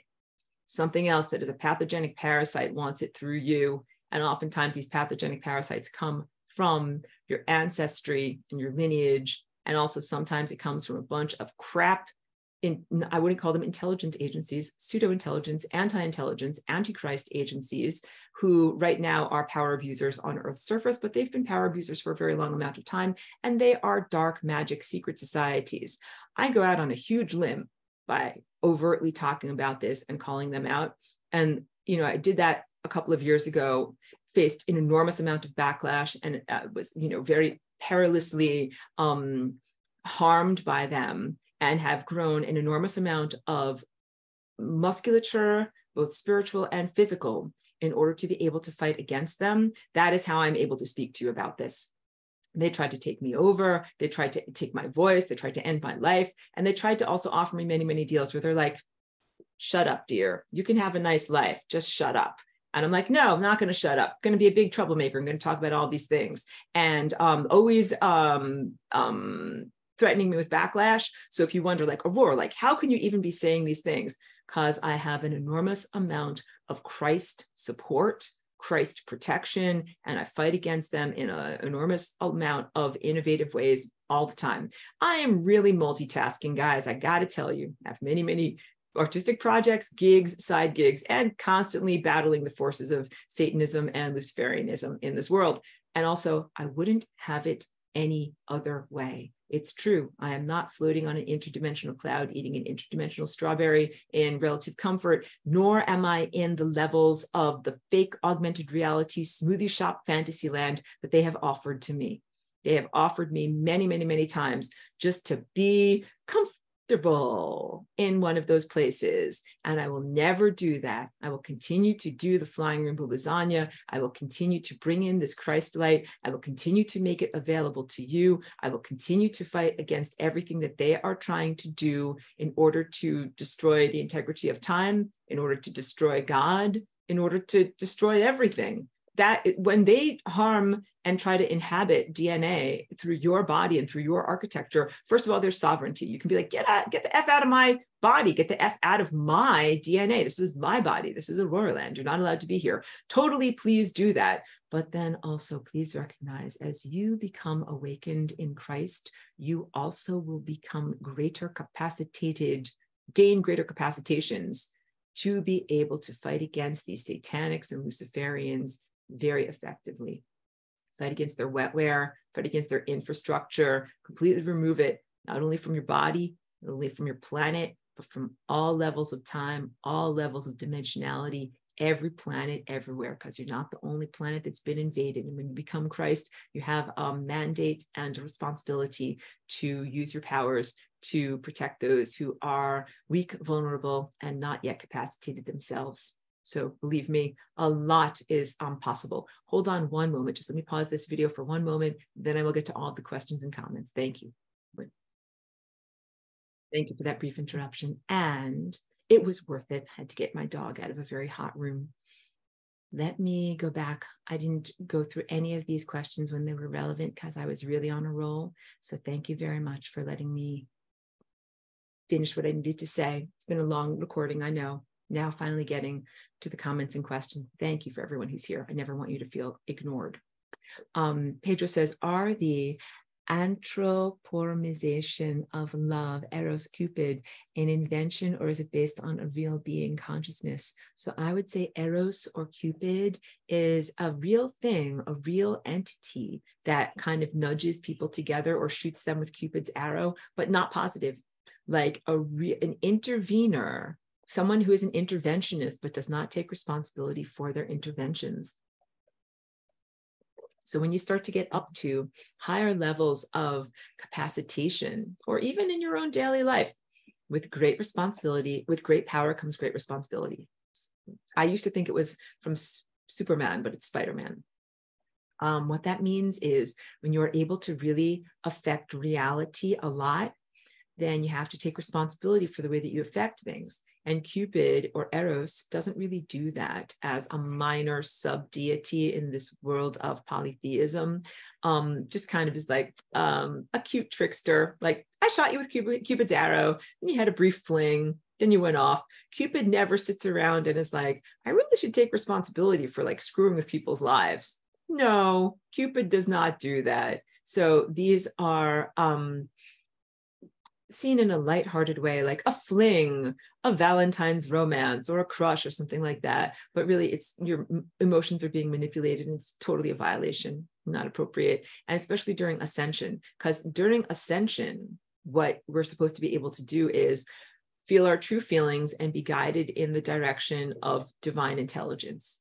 So you're supposed to be able to be like, okay, like I'm going to feel my true feelings. And if I'm really connected to this person or really attracted to them, then I'm supposed to marry them and procreate and have a baby. And instead you've got different things like the moon architecture or Cupid's arrow or something like that, being like, I'm going to influence you. And you think that it's your true ascension pathway, and it's not. Twin flame is a psyop. Totally CIA intelligence agency created and perpetrated and propagated New Age psyop. And I think that a lot of people, I talked about this in other videos, who have been through that psyop, they realize at a certain point, they're like, why am I even with this person? I thought they were my true flame. We make each other miserable. Like, I don't think this is my true flame. All of these things, it is ways of derailing a person's life or having a wrecking ball, ruining your life, ruining your life. Like, that is what they do. It's just then laugh at it. You are the entertainment, like dinner for schmucks for interdimensional assholes. And they like looking at your life when they throw a wrecking ball into it. So the answer is, don't let them throw a wrecking ball into it, and maintain your own innate divine connection. Cultivate this. You can see clearly, master teacher teaches you, master teacher guides you. Master teacher tells you whom you should be in relationship and partnership with.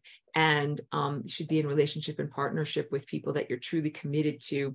These brief flings that people experience are very destabilizing to their own lives and to the lives of everyone around them. And it's not just like the candy of the day. Like, I'm hungry, eat the candy of the day. Not supposed to do that. totally not. Let me read from Melissa. And thank you for being here. It says, fun tidbit on chakras. Each chakra resonates at a specific frequency. So root chakra is 432, the low C sharp. Sacral chakra, the sacrum, is 480. The low D is, that's the yellow level, 528 hertz. E note heart chakra, which is 594 hertz. And that is the mid F sharp note. Beautiful. Thank you. Thank you for being here, Harlan. Glad you're able to tune in. Thank you for the information, Melissa, about, yes, our chakras have a specific frequency, and I'm happy to see the 432 and 528 in there. Those are some of the divine tunings and divine harmonics. Lucy had to run also. So much love back to you, Lucy. I hope that you're able to catch the rest of the recording. And apologies that I didn't reply. I was in my flow. I was heavy in my rant. Melissa says, gives the Masonic 33 degree a whole new meaning. You got it. You totally get it. The Masons keep extensive genealogical records about who's in what family, who's in what lineage, who's married who. And the reason for that is they want to know who's a genetic portal. They want to know, oh, this guy over here from 1700 has bounced down the genetic highway and is now living and acting through this portal. And you might not even know it. You can have a person who is unaware portal that can have one or many different entities who were formerly alive people acting through them. And they might even be like, I'm Mozart, let me act through you. I'll inspire your music. And you might be like, that sounds like a good partnership. Don't do it. Do you know why? You need to be your own genius in this world. You do not need something. Mozart was a genius. He's a musical hero of mine, but I don't want him to live through me. I want to live through me. And that's important. John Coltrane, he wasn't a Mason. Mozart was a Mason. John Coltrane was just a guy. And I think he's amazing and I love him and his spirit. But I don't want him to run my hands on the piano. I want to play the piano, but I'm inspired by him. Do you get it? I'm inspired by the work of Van Gogh. But I don't want Van Gogh to live through me. I want to live through me. This is what it is to have strong personal boundaries. Each one of you needs to establish strong personal boundaries. And this speaks to all New Age kind of crapola. Channeling, things living through you, things speaking through you, aliens living in you, aliens living through you, melding yourself as a hybrid. I'm a walk-in and I'm very, very clear about who I am. The other person died, I came in and I am me. And I'm me connected to my Aurora collective. And I don't want to have Mozart acting through me. And I don't want to have any of these intelligence agents acting through me. I don't want to have any of these residual time creatures acting through me. And they have tried to legitimize what they do as some kind of time correction agency, but they are completely invalid in what they do. So please don't ever believe in that either. If they're like, yeah, we are bouncing down the time tunnels, but shut up, dear. We know more than you. Just sit there in your high chair and eat your Cheerios and we're going to live through your body. Don't do that. They failed. If they died, they failed. Do you understand? When you pass the audition, you get to be alive. If you hit the membrane of death and you die, you failed. Deal with it. And I love people who have lost people in their lives. Please don't internalize this in the wrong way. Like if you've lost loved ones, I'm very, very sorry for your loss. I don't want to say that they are a failure in any way, but they will have their ascension experience, processed in a different parallel dimension that you're not presently in. But I'm talking about power abusers who are like, oh yeah, I'm dead, but I'm going to somehow lead you through ascension. My skeptical SpongeBob face comes on. No, intelligence agents who died or ancient, whatever, evil ones who died, they have no capacitation to lead you through ascension because they died. Like if you don't know how to play the symphony of life and you die, you cannot teach it to someone else. All you can teach is death. So that's all you're going to get from the membrane of death and these societies of death. And what they try to do is kill time. They want to kill the time field. They want to kill God. They want to kill everything. They want everything to be dead. And I want to be alive, and I want to have the true light of Christ be alive, and want to have God be alive. This is what we're dealing with here. It's big stuff. This is, I think, one of the hardest teachings I've ever had to bring to you, because I have to push so many buttons and stir up so many hornets' nests and say so many things that would be considered completely forbidden in the techno inquisition that is ongoing. Charlie B says, disease and pathology must be eradicated. It makes no sense to negotiate with disease. That is exactly right. And when you look at it in that way, it's kind of like there are no negotiations, and there's no way to be able to be like, let's be friends. Like, I'll be nice to you, you'll be nice to me. All that you're agreeing is to live with it be as an infested with parasites or infested with pathogens. Please don't agree to that. Like, as humanity and this planet has been infested with pathogenic wetware, the wetware will be like, let's stop fighting. Let's be friends. And all that means is you'll have a happy life at the 5D smoothie shop powered by ass rape, and that you'll be happily infested by pathogens. You don't want that.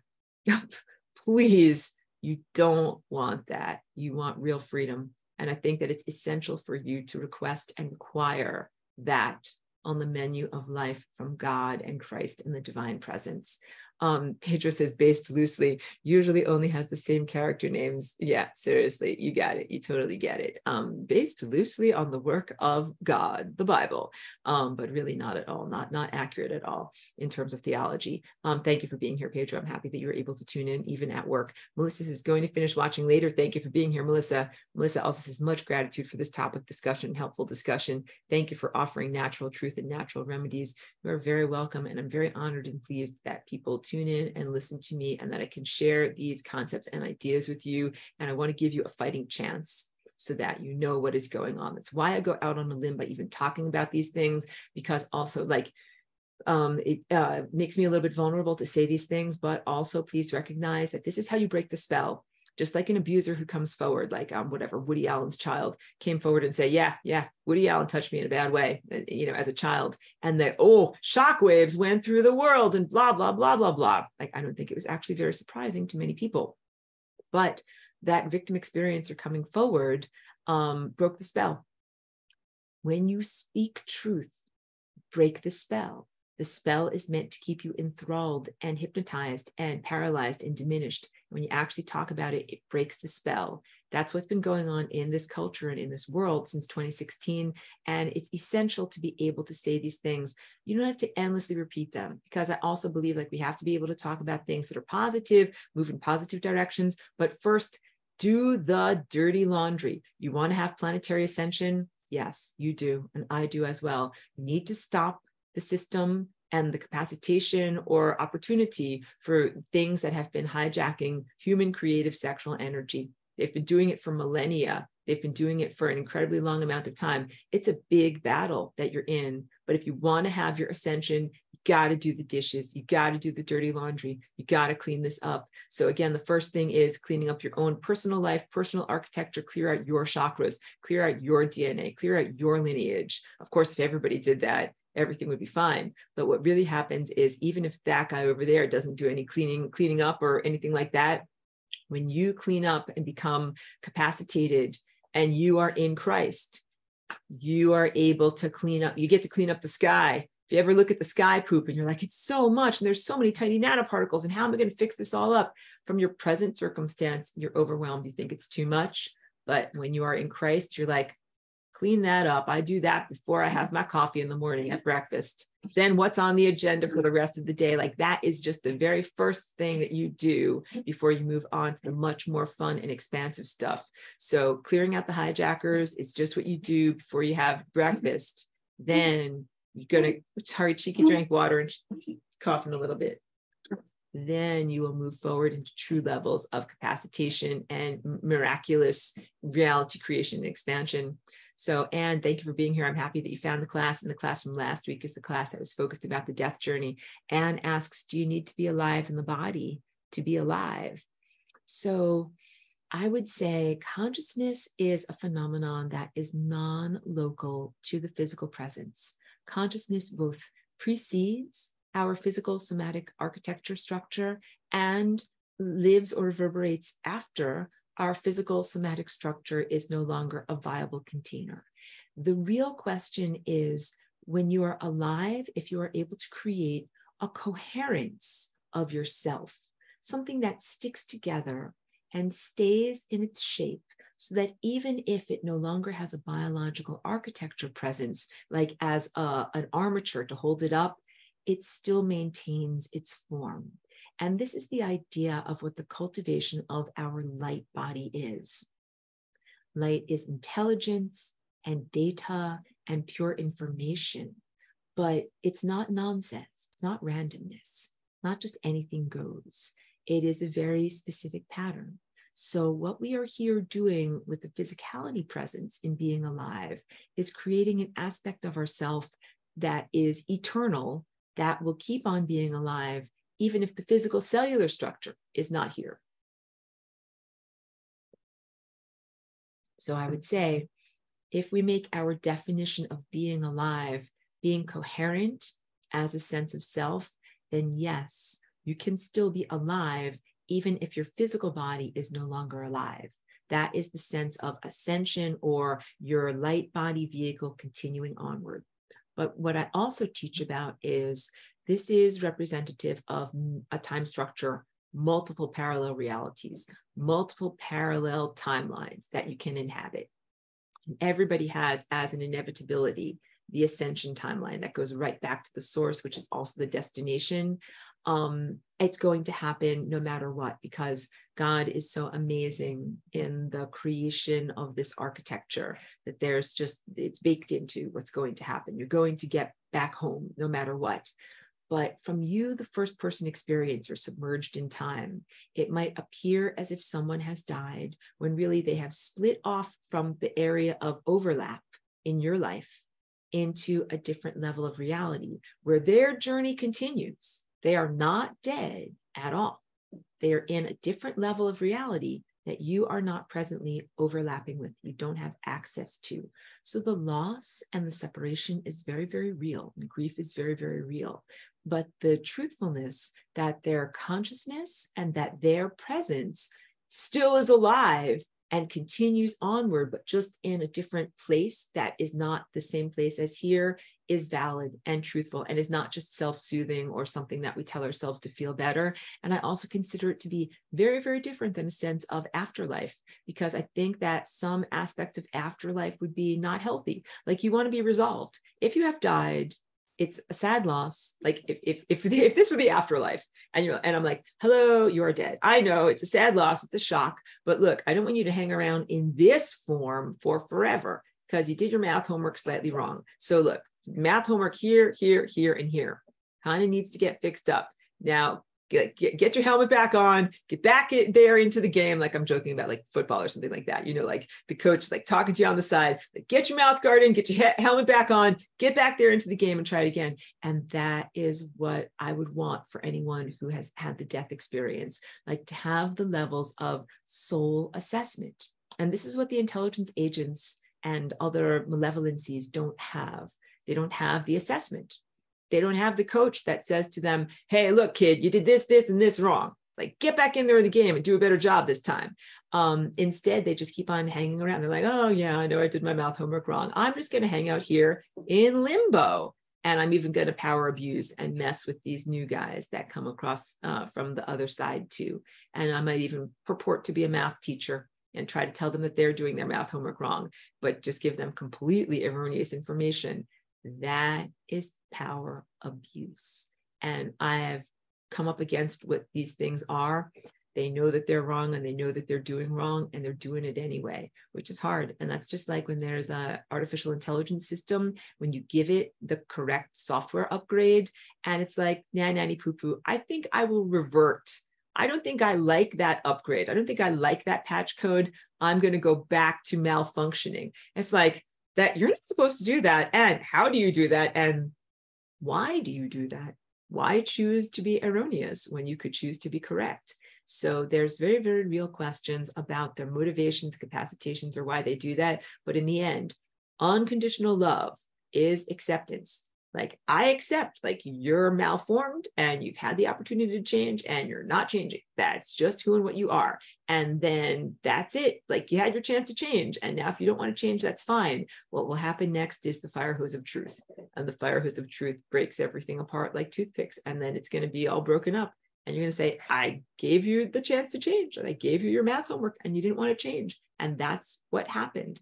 And so that fire hose of truth is actually a very, very positive ongoing event that is coming through all of us. And please don't be afraid of it. because for the people that are you good people in my audience, like the very, very worst thing that'll happen is be like, I left dirty dishes in the sink. No, I left dirty dishes in the sink. Like, oh no, is my reality being broken apart? Like, no, you're still a good person. Left dirty dishes in the sink. Fine. We're not talking about someone who is a profound power abuser who has done so over generations or millennia in an attempt to evade responsibility. And agrees with me and says, I feel this so much. Yeah, I'm really happy to hear that. And I know like death is a very emotional topic about what is the truth and what is really happening. And I really also want to affirm to everyone here that what happens after death is not just some arbitrary thing. Like, I believe this, so this is going to happen. Well, I believe this, so this is going to happen. It's actually not random and arbitrary. There are some aspects of it that are totally objective and totally measurable, but that there's also a lot of technological crapule that's been hijacking that. That's been difficult for you to actually go into the experience and feel it. So if we had a pristine system, I would say, don't be afraid of death. Don't fear death. Do you understand? But in a non-pristine system, I say to you, don't die, stay alive, stay alive, stay alive. Because I think if you die, then I think it makes you even more vulnerable to these levels of control and manipulation by these power abusers than when you are in life. So in this generation, please stay alive. And we are at the level of changing the structure of reality so that these power abuses cannot happen anymore. Pedro says, would putting a Merkaba and then blowing away the nano crap, like blowing dust, work? Yes, I think that what you could put in here would be an appropriate way to use Merkaba. You would say, in my upward facing pyramid, I put a full removal of all nano architecture from this planet, the people on this planet, all parallel dimensions, all versions of reality, all versions of this planet, a full removal of the millimeter waves that, you know, excite and support the substrate of lies, a full return of people to their true consciousness and to their true sensorium and to their true willpower and to their true capacitation. And then I would say in the downward facing pyramid to say, I am open to the divine guidance, wisdom, and direct intervention, assistance of God, assistance of that which is, you know, higher or more advanced that I might not even know about or know how to ask for. And that the entirety of this Merkaba program is a return to freedom.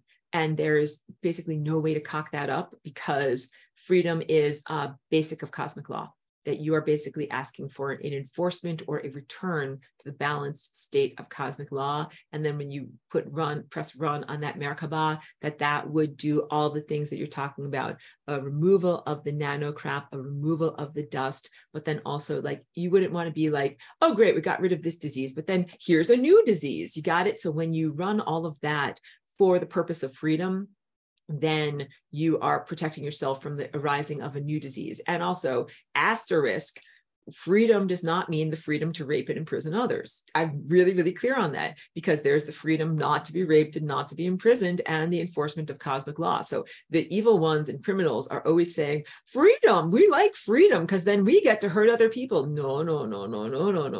But that's a very pat, blithe, reductionist, simplistic way of interpreting what freedom is. And so, yeah, no, freedom does not mean the freedom to abuse others, but it does mean the freedom to enforce cosmic law. Anne says, this is helpful. Thank you, Aurora. So happy to hear it. Charlie B's cheering. He says, yay, bring on the fire hose of truth. I know you are ready for it. I'm ready for it too. And Anne Rockwell says, stay alive in integrity. That is exactly it. You know, there are accommodations that are made so that we can stay alive. You don't have to lose who you are. You know what I mean? Like sometimes someone would be like, oh, intimidating you, do this or else. Do this, like I'm an evil felon. Do this or else you get the knife or whatever it's going to be. Don't be afraid. Don't be afraid to say no. This is what setting a boundary is. And those who have been abused or violated in some way often find it very hard to set a boundary, and they're ready to cave. You're like, oh no, like I better do what they want me to do. Otherwise bad things will happen. But when you stand up and you're like, no, I say no. What you do is you go from being a victim, prisoner, who's being held hostage, to being a free creature. And you say, no, I'm not going to do that. this is, I'll end it pretty fast because it's been a long, beautiful teaching with you guys. There's a TV show that I really enjoyed and connected with called The OA on Netflix. And it's about people with supernatural powers that have been held in captivity by kind of a pathological madman. And he's medically experimenting upon them, doing all these near-death, making them die, near-death experiences and bringing them back and seeing what kind of superpowers and things it's going to give them. And at a certain point in one of these experimental procedures, the main character, who's been like very traumatized and like violenced by this guy, held prisoner by him for a long time, he wants her to do something, and she just stands there. She's like, no. It's kind of like, look, like, you've already done the very, very worst. You've already done this and this and this. What are you going to do? No. The answer is no. In that moment, she's free. You get it? This is you guys on this planet and in this world. They have already, genetically modified you, changed your entire culture, killed a lot of you, killed and recycled you, traumatized you. They have already done so much shit to you. And when you stand up and you say no, what you're really doing is saying, like, I'm not afraid. You're not going to control me through fear. And it's huge empowerment. And no is one of the first aspects of setting a boundary. You begin to set these boundaries and begin to say, no, I do not allow that. And the more that you do it, the more capacitated you become, the more that you claim your powers. Every single one of you has superpowers, has divine gifts, a divine purpose. And our purpose is actually to act together here in this world, not only to set ourselves free, like, I'm going to get out of prison, see you suckers, but then the prison still exists. No, our job is to get ourselves out of prison, but also to free the innocent and to protect the innocent. This is what we do. Yes. So I think actually that might be the best thing for me to end on right now, because I know I have to give someone a WALK, if you don't mind. It's a little bit lighthearted, but I thank you very much, profoundly, to everybody who's in this class and everybody who watches this video. Anne says you're the best, and I truly love and appreciate you. Thank you for that. Thank you. I thank all of you, and I send respect out to you, because this is a difficult conversation to have, not only talking about sexual dysfunction and things that aren't right in this world and the way that things are supposed to be, but really talking about the origins of why it is that way and what needs to change. I think this is the hardest conversation that it is possible to have, and you made it through it, and we will support one another in the journey along the way. And doing this work clears the pathway for the really good stuff in ascension, which is where you are able to be in that cosmic lovemaking, not have anything steal or hijack your energy or create realities that you don't want, and only to create those amazing, magical, divine realities that you do want to be a part of. Do the dirty laundry, do the dishes, then do the ascension. Got it? I know you do. Thank you very much. A profound love, respect, and endless encouragement to all of you. Thank you.